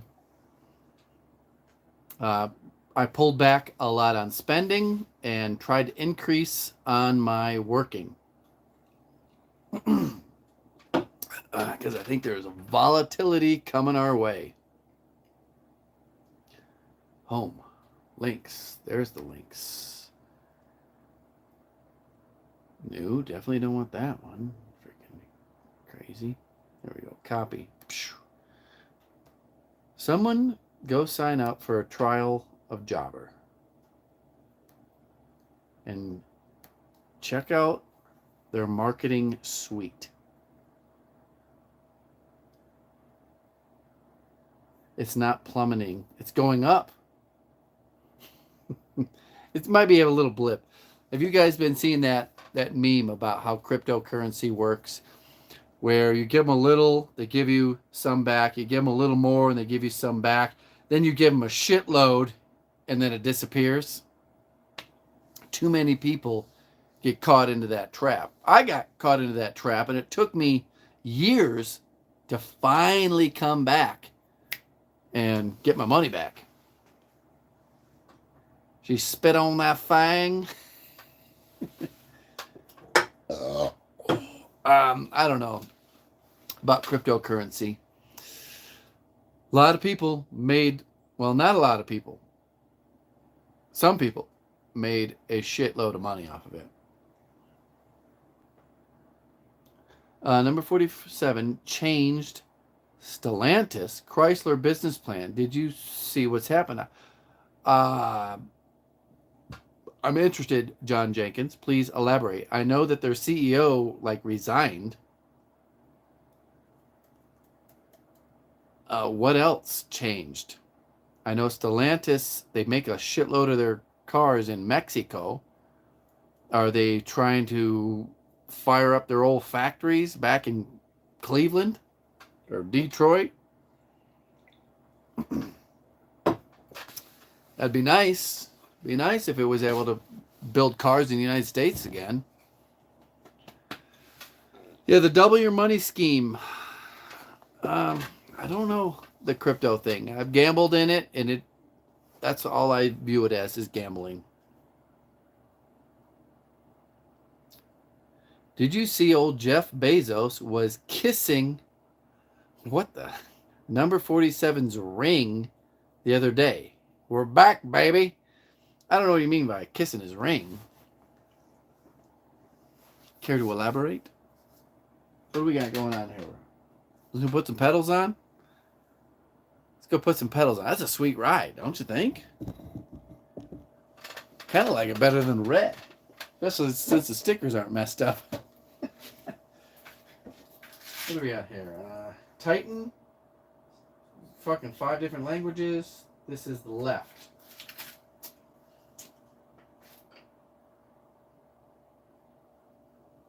They make it pretty idiot proof. Is this 13 millimeters too? Or is it 15? God, everything's 15 millimeters.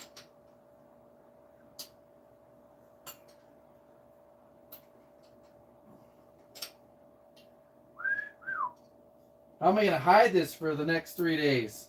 This thing is badass.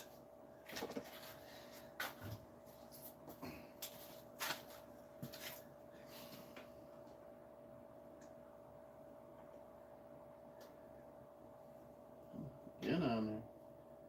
Get in your hole.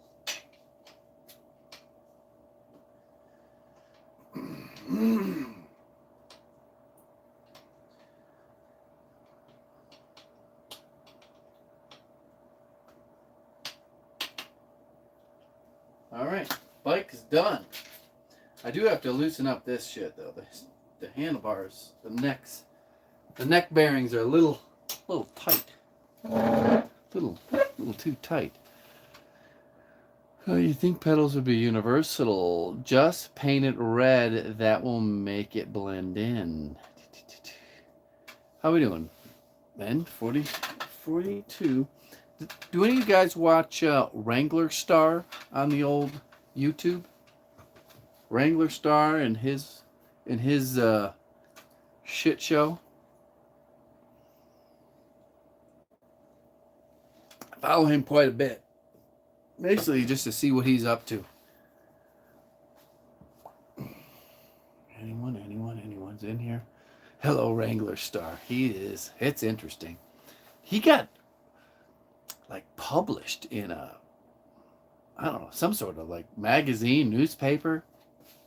Being some crazy right-wing nut job. He is kind of a religious guy. Oh, I know exactly. I've stalked his ass. I'm worse than you guys are in stalking. Man, if I could live there, I'd move there. Of course, their gun laws are pretty shitty in Oregon. But I think he only paid $900,000 for his whole property.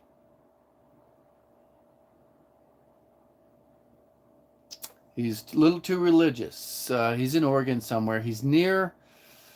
Oh, fuck, I don't know. There was a fire there. You can easily find it. It's not that hard. They have been moving it down. What the heck is going on? John Jenkins, the guy has gone mad over the last 5 years. Do you really think he went that whack job? Or does he play the game of YouTube? Because he did he's he's very dedicated. Obviously, he's been in this for 15 years. You can look up how many millions or hundreds of millions of views. You can do some quick math to see roughly what his net worth is. It's in the 5 to 7 million range on the low end. He doesn't really need to make as many videos as he does, but still he puts out videos like every single day. And for a while he dabbled with YouTube shorts, and it made his channel explode. So I don't really look at his state of mind. I don't look at his religious beliefs. I look at him as a business. How is he managing his business? And his adaptability to the social media and the algorithms and shit like that. He did live streams every single day for months and months and months. And then he put out YouTube shorts like you wouldn't believe for months and months and months. And then he went to back to a daily vlog for months and months and months. And the guy is raking in the money like you wouldn't freaking believe. But he doesn't really need it. I mean, his oldest son is, kind of out of the house. He's got the adopted daughter.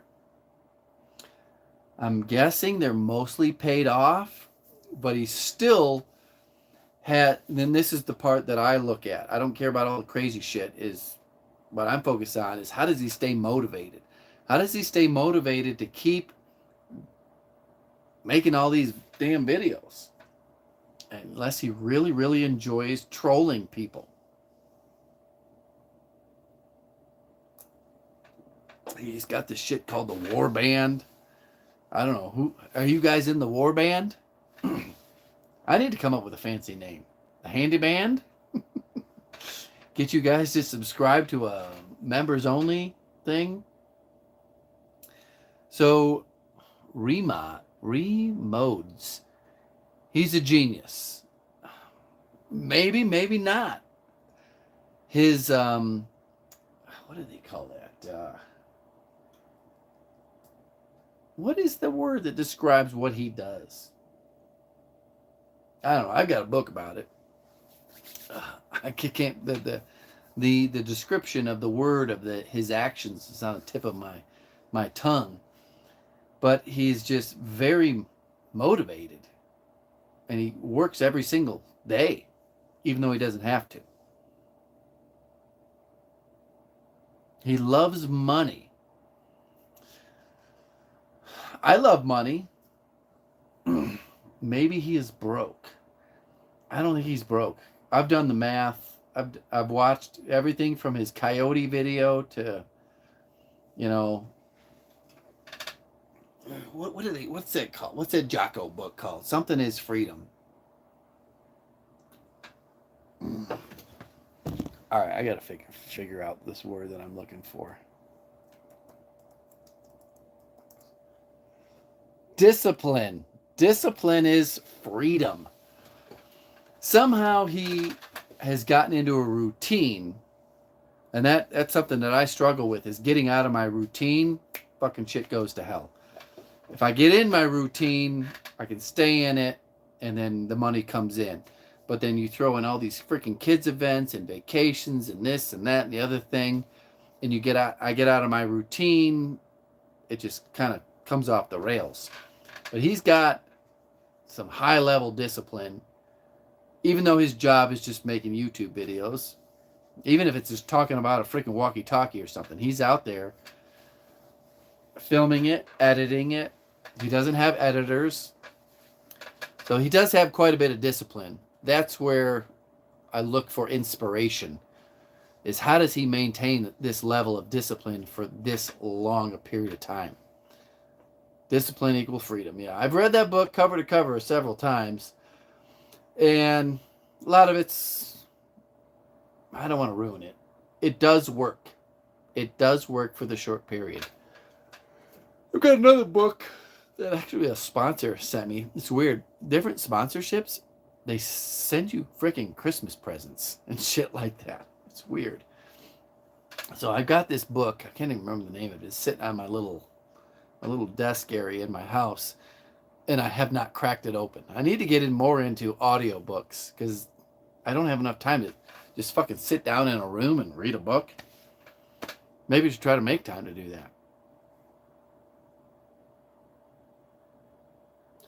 So John Jenkins, your last statement. The guy loves to hear himself talk. I agree with that. He's got a level of narcissism that surpasses anything that I could ever dream myself of having. And I would say I have a little bit of it. I think all men think they might have a little bit of it, or might be convinced that they have a little bit of it. But there's levels to that game of narcissism, and there's some that are very, very identifiable. You can easily pick it out. Like, that dude thinks he's the fucking shit. And then there's the fake ones, the fake humble influencers. There's some really fake dudes out there that fake how humble they are, but they are like fucking drive me crazy sometimes. He's a legend in his own mind. Thoughts on United Healthcare CEO shooting? Well, I'm not for assassinations at all. The guy was under investigation for insider trading. The justice system, was working its wheels. Was he going to get convicted of insider trading and this and that and the other thing? Probably not. But you can't go assassinate people. That's why we live in a civilized society. I would like my Venezuelan friends that have just joined me to abide by our laws. So I expect us to abide by our laws. We're in a civilized society. So I don't condone assassinations on anybody. I don't think anybody should be above the law.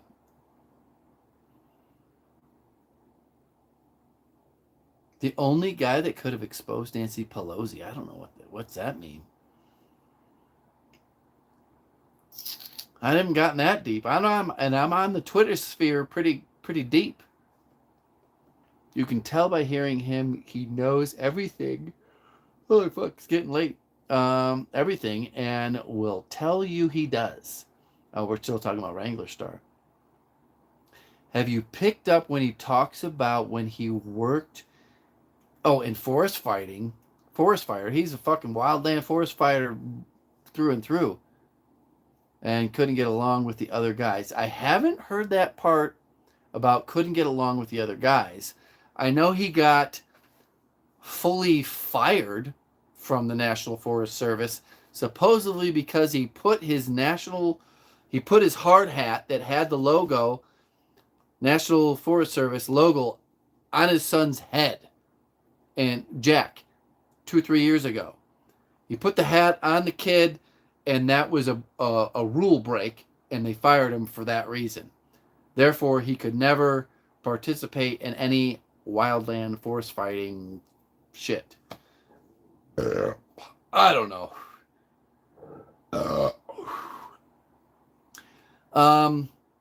Do I get much value out of his videos? A little bit. He just did a Mr. Cool mini split sponsorship. The log cabin shit. His weird crawl space that was flooding. I get some value for it. So, I don't know. I'm not delusional at all, though, about Wrangler Star or any social influencer.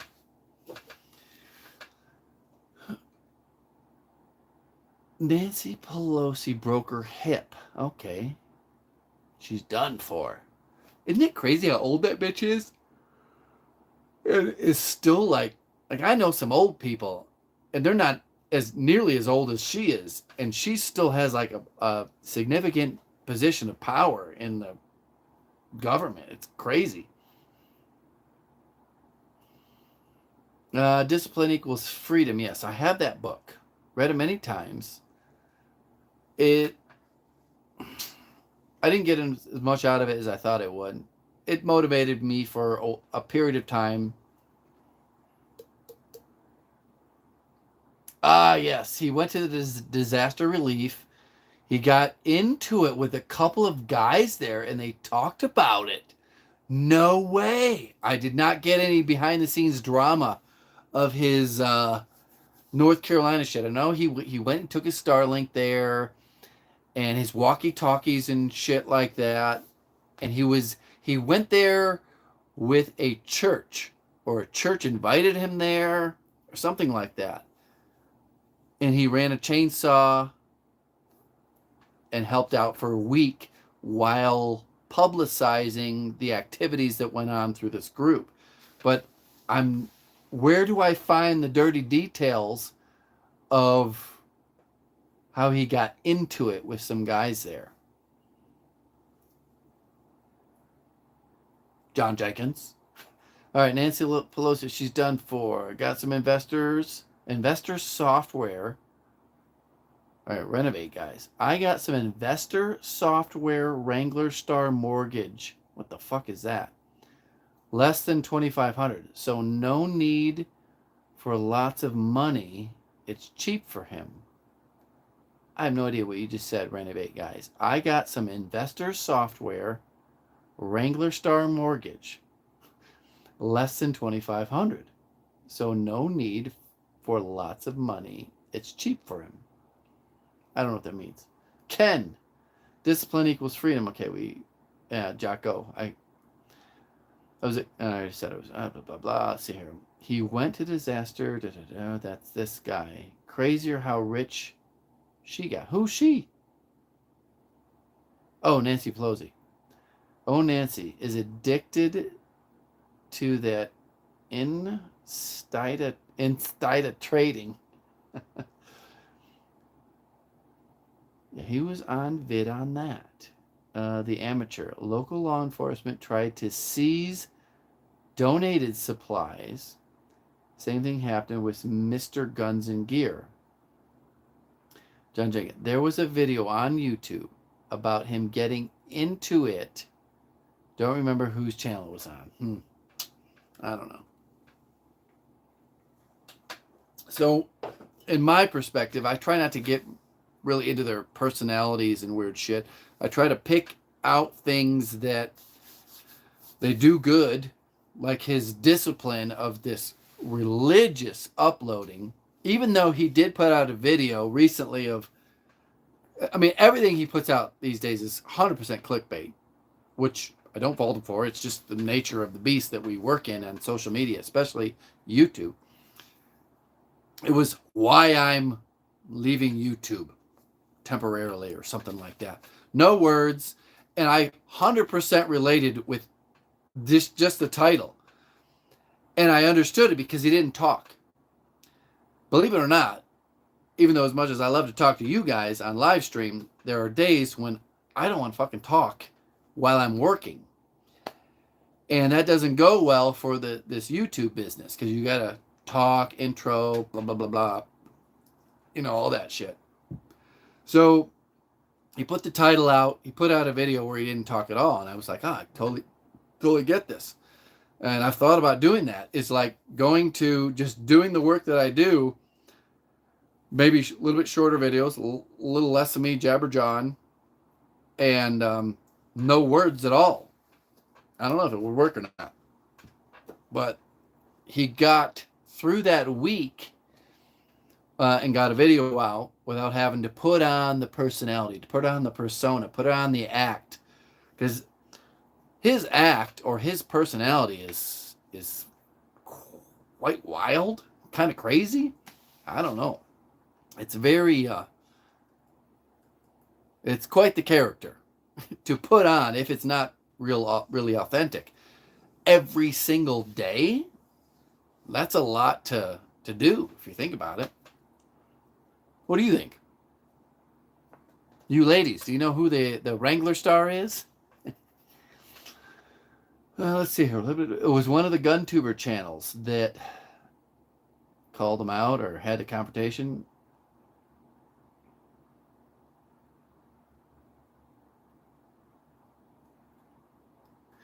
Oh, I think remods. I think I caught that title, but I didn't click on it. Local law enforcement tried to see John Jenkins. Da, da, da, da, da. It was a Wrangler Star. It was on Regular Star Channel. He didn't go into much detail about it. He just said he just made a video about how he almost got into a fist fight. I did catch that title. I don't think I clicked on it though. And he wanted to apologize. It was another gun tuber. The guys were making fun of him because he came to disaster relief just to make videos and not work like the other guys. That was it. That's authentic. Oh, checking in with the lady. I think she fell asleep. There's no way she's still here. And it wasn't a real check. Get it together. No 26-year-old chick with an OnlyFans account is hanging out with us till the middle of the night. Hickok 45, channel thoughts, recent updates. I did just catch his pistol caliber carbine video. And I've been on the fence about getting a 9mm carbine. He does get political when he sits down in his fucking rocking chair a little bit, but as far as his gun videos go, I check in now and then.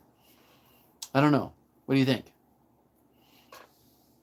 Is there a use case for a pistol caliber carbine? I don't know.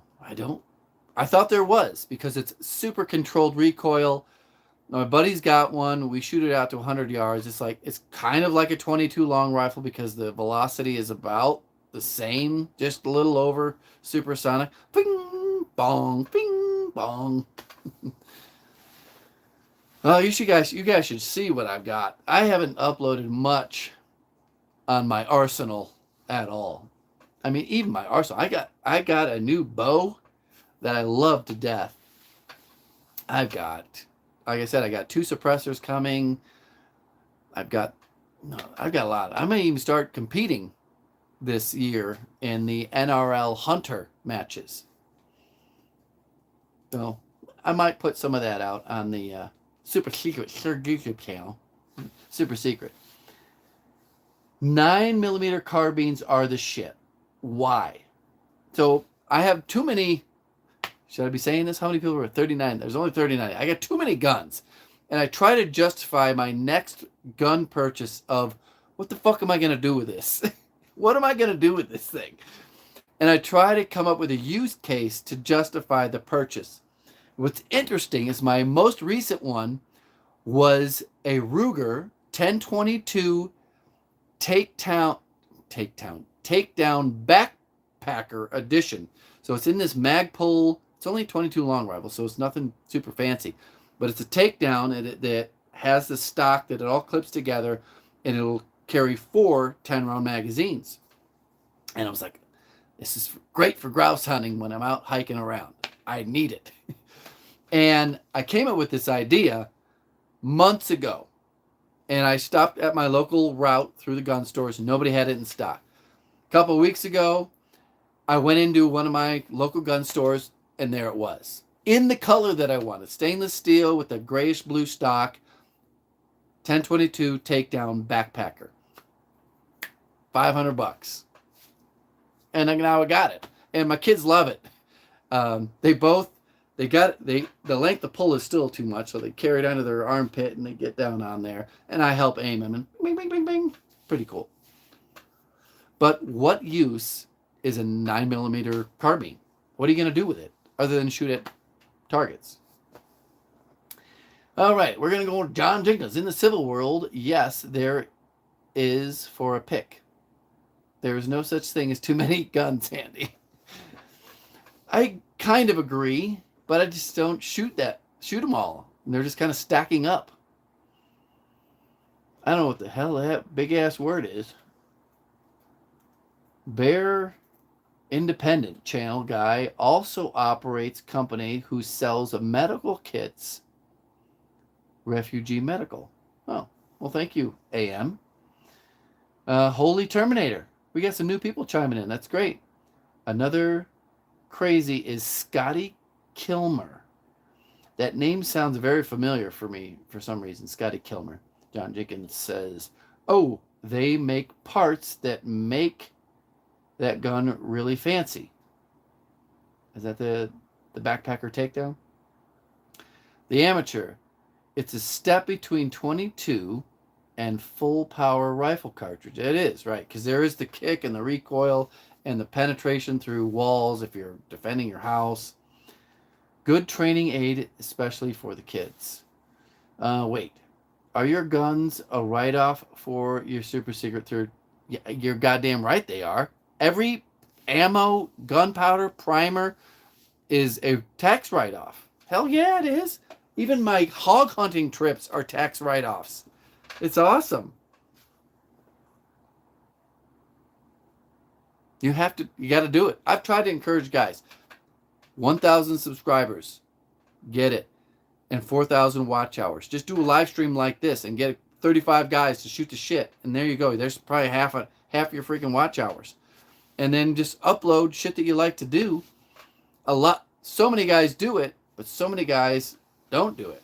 A good buddy of mine, he's very handy. He had his own business. He's done all sorts of things. There were so many sources of content to put on YouTube. And I'm like, you don't have to become a millionaire. It's $300 extra a month, $500 extra a month, tax write-offs. Just couldn't do it. That's where that dedication equals freedom. What is it? What is the freaking word? Discipline equals freedom. There's so many guys that don't have the discipline to put in the time to get any rewards.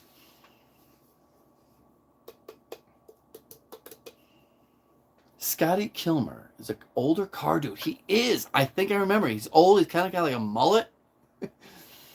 And I think he keeps it real. I've only caught a very few of his videos. I don't think I have a need. Oh. We had a blip. Is everybody here? My screen just went live. Oh boy, did we finally bought a Taurus Judge. I have a Taurus titanium tracker with the longer barrel. It's freaking awesome. But once I got into 10 millimeters, I had to put the 357 away. Let's see here. They are good inside structures.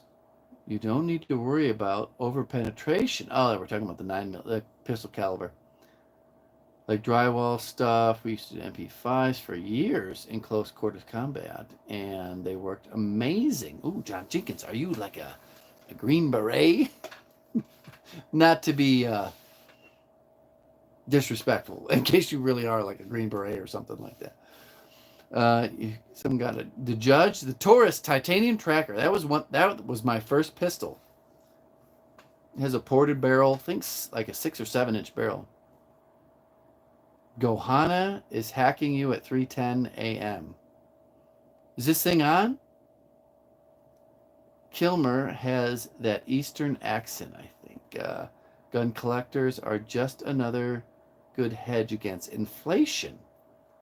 I guess I could sell them to Venezuelans to pull my fingernails out.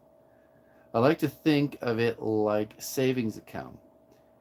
J-Sock handy. So yes, I had a funny green hat. What does J-Sock stand for? Wow. What do you think of all the drama in the freaking Green Beret world these days? Holy moly. Who is on the chopping block but Tim Kennedy? Oh my gosh. Have you been keeping up to date with all the freaking Green Berets coming down on him and his book and all that shit?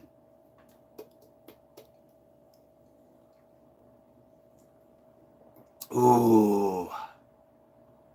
Kind of crazy. I don't know. He put out his little fucking video response and He's done with it. And he's moving on to sheepdog response and promoting that shit. He's got all the cronies who've also come out in social media. And I don't think it's going to hurt him at all. He's still going to have his same sponsors. He's still going to get everything done that he's been doing. But I watched all those podcasts from those other Green Berets calling out this, calling out that. I don't know. It's interesting. It's interesting. What's your opinion, pension, John Jenkins? Because you are probably in the same age group as that, 9/11 Green Berets. What's this fucking guy? The guy that, oh my God. I watched too many of these dudes. What's his name? Mike Glover. He's another Green Beret. He's a half Korean. Fieldcraft Survival. Was fully into following it. I quickly noticed, because I do a lot of civilian-based things that he tries to do. And I'm like, oh my God, this guy is just faking his way through this shit. He's all about preparedness. But then, does anybody keep up with Mike Glover? Because I could gossip about him more than Tim Kennedy. Tim Kennedy, I've been following him, and he's a psycho. He's fucking psycho. But Mike Glover, holy shit, he fucking fucked up. China. Let's see here. Y'all, yeah, I see you fine. Seems laggy on the chat, maybe. I might be a little bit behind it. Google that. Tim is done. They found out today he's claiming a bronze star,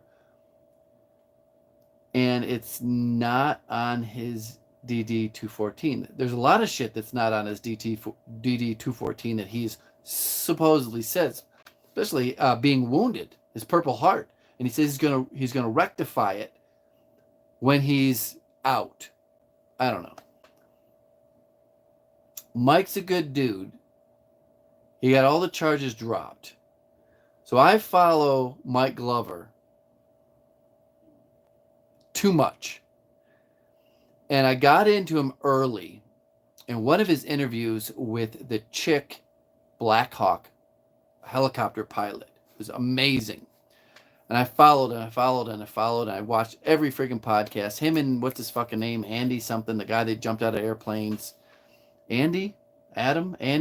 He's up there, and he got himself a whole Black Rifle Coffee Company little store. But his biggest fuck up, he's our age, and is dating or has impregnated and had a child with like a 24-year-old psycho. And that whole thing is about him not being able to figure out not to impregnate hot psychos with daddy issues.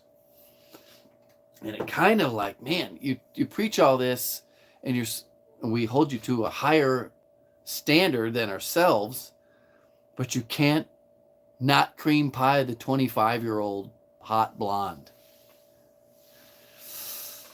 that is postpartum and is threatening suicide and gonna kill your baby in the tub. Holy moly. Got deep there for a while. Mike's a good dude. He got all the charges dropped. He did, but he's back with that fucking psycho bitch. I've been with too many psychos to know. Do not impregnate them. And he did it. And he went back to it.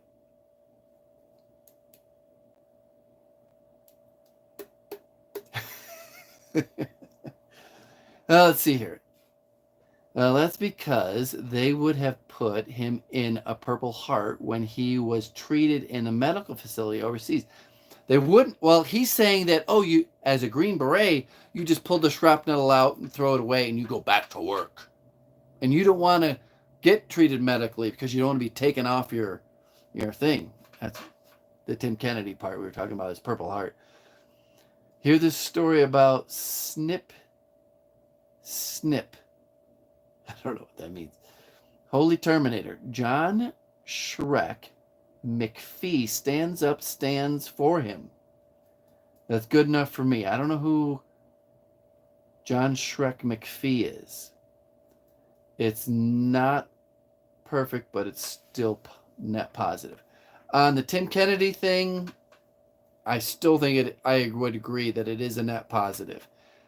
You get wound up, because if you heard the fucking story of the lone survivor, that's nuts. They had his book fucking written. They had him in acting classes. He said, you are now retired from active duty and you are full on recruitment. That shit is nuts to see what they did with his book and his whole career path and his storyline. Nuts. Daddy issues are real. Yes, they are. Stay the hell away from them and do not impregnate them. Has Dirty Burger been around recently? Well, hey, Ken. Dirty Burger has not shown up since, I don't know when we did this last, but it's been a long time. No matter the daddy issues, do not impregnate one of them crazy bitches. I think everybody's got skeletons in their closet. Who is, I don't know, I guess you guys are deeper into this than I thought. I had a handle on the Green Beret social media guys and the fucking Navy SEALs, but it goes deeper. Oh, did I find some down in Florida during the sailboat? Are you one of them? Is your name Heath or Heather? Yeah, I cream pied too many psycho bitches, and I lucked out. Like, I am so freaking lucky, you have no idea.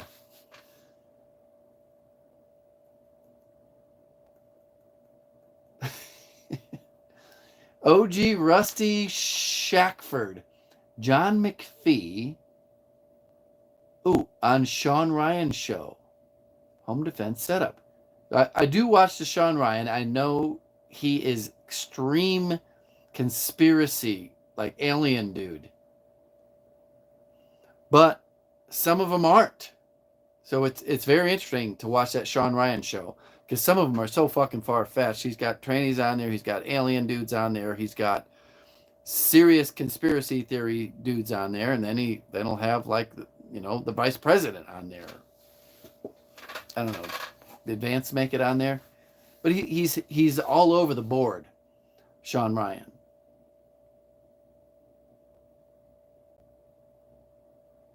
Oh, boy.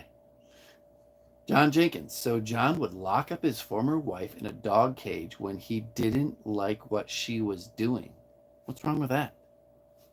Did he poke her with a stick too? I don't see a problem with that. His wife named Heather actually calmed down. Sean Ryan needs to vet the guy's stories a lot better. I agree. He does need to vet it a little bit better. But they do intrigue you. Recently, he's got an amazing editor that fucking captivates you with these sound bites. It's just like, I gotta see what the fuck this is going on or what this guy's saying.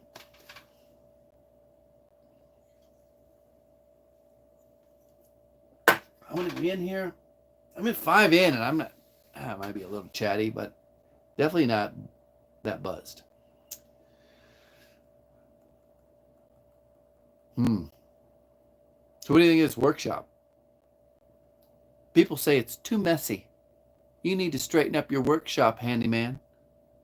Well, where the fuck am I going to put all this shit? Where do you want it to go? Where do you want me to put it? There's no shelves. There's no cabinets to put it. I've got rows around the exterior walls of tools built up. What do I do with it all? Sell it? Give it away? Throw it away? Tell me, where does it go?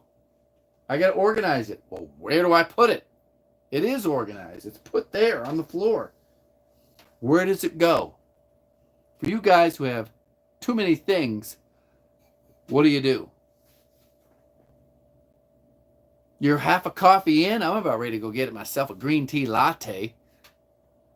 No, I could probably use a coffee. Sean Ryan lets them tell their story. Then we can decide what we believe.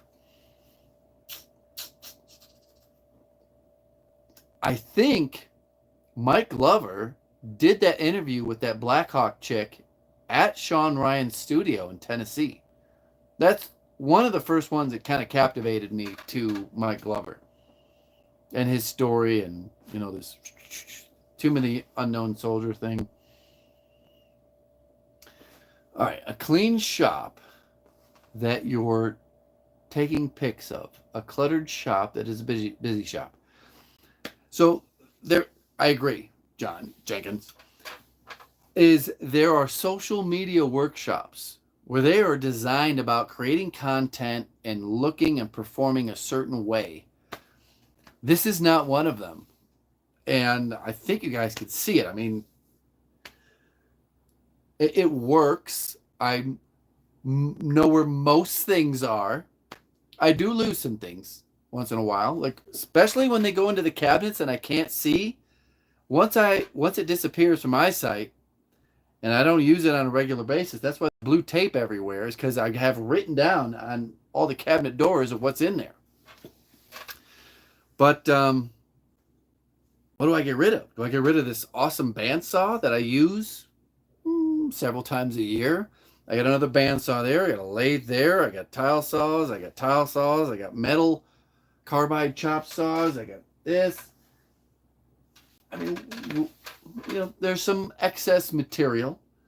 It's expensive material. I got a lot of oak trim around that still is slotted for certain projects. I don't know. What do you do with it all? Like, there's not obviously because I just took this bike apart, there's trash in here. There's not a lot of stuff that I can just throw away. And there's not a lot of places to just put it somewhere. Well, where the fuck do I put it? There's no, the shelves and cabinets are full. Where the fuck do I do it? Yeah. It's some of the things I get a lot of feedback on. It's like, oh my God, your workshop's a disaster. I'm like, well, it's all tools or materials and it's packed.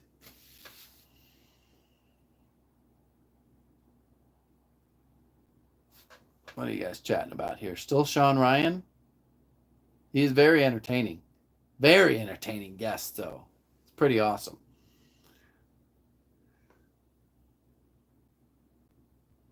God, I need to get into this guy. Who you guys chat about? The dude that put his wife in a fucking dog cage? All right. Who the fuck is this John Fickaby guy? All right, we're going to skip on down here. Sean Ryan Show. Ryan Montgomery. Flipper Zero is a good watch. Which one is that? Is that the guy with the tattoos fucking everywhere? I've watched a lot of them, but I would say less than 50%. The blue tape all the time for everything. Close the fridge. Blue tape. Bought a couple acres for room to grow into. That's pretty cool. The other thing is to get a big ass warehouse and have more wall space to stack more shit against. Let's see here. John Jenkins, but your first job is handyman work. Your second job is content creation. The other guys are 100% content creation. So the shop looks pristine. I agree with most of that. I mean, if you look back, you know what a fucking maker is? Jimmy DiResta. He's the king of building interesting shit. And he had that like underground workshop in New York City. And it was used. You could just tell this guy built shit there. And it was early in his YouTube career. So he wasn't quite a full-time YouTuber. He hadn't taken all his sponsorship money and moved to the country and built a barn that was specifically designed for YouTube content creation. His original shop, was for work. And it looked like a shit show for, but maybe not to him. But you go down under the ground in New York City and there's shit everywhere and it's hanging here, hanging there. That is a shop that's used to build things for money, not create videos for, internet guys. All right, John Shrek McPhee. Who's the sheriff of Baghdad? Didn't he come out in kind of defense of Tim Kennedy recently on Joe Rogan? Oh, cable guy. Oh, boy. He's going to go cream pie his wife. Bullshit. She's sound asleep. There's no way a married man is cream pieing any wife at 2, 3, 4 in the morning. Unless you all just got married like a week ago. Oh, cable guy. Night, y'all. I guess we're all bouncing. It is kind of getting up there. Appreciate reading the comments past few hours. I agree. Everybody, thank you for hanging in there. I think we'll just end it here. I'm gonna go look up this freaking McPhee, John McAfee. You need to get into this guy. That's not into this guy, but I gotta figure out who the hell he is. Jimmy's work is 10-foot work. It looks good from 10 feet away. Hey, that's what pays the bills. If you've ever seen any of it, I wouldn't disagree with that. You know, I don't know what, and I've been, he built coffins in little fucking mini cat houses and shit and signs and whatnot. I do pick up quite a bit of tips and tricks on how to use tools and glue and shit like that. But I don't doubt that you're correct. What pays the bills? 10 feet, 5 feet, 1 feet, 2 inches? Can tell you the 2 inches doesn't pay the bill. Maybe even the 1 or 2 feet doesn't pay the bills. All right. Let's sign off here. Someone go download Jobber and tell me how that marketing suite works, because I'm getting into it. I got a call scheduled next week to teach me how to work it. Jimmy also had a lot of TV work. I don't think he had a DIY shit show where they went to like flea markets and whatnot. I don't think he retained much of that money into his YouTube career. I think most of it came from YouTube and YouTube sponsors. It's a guess. Goodbye. Oh, fuck.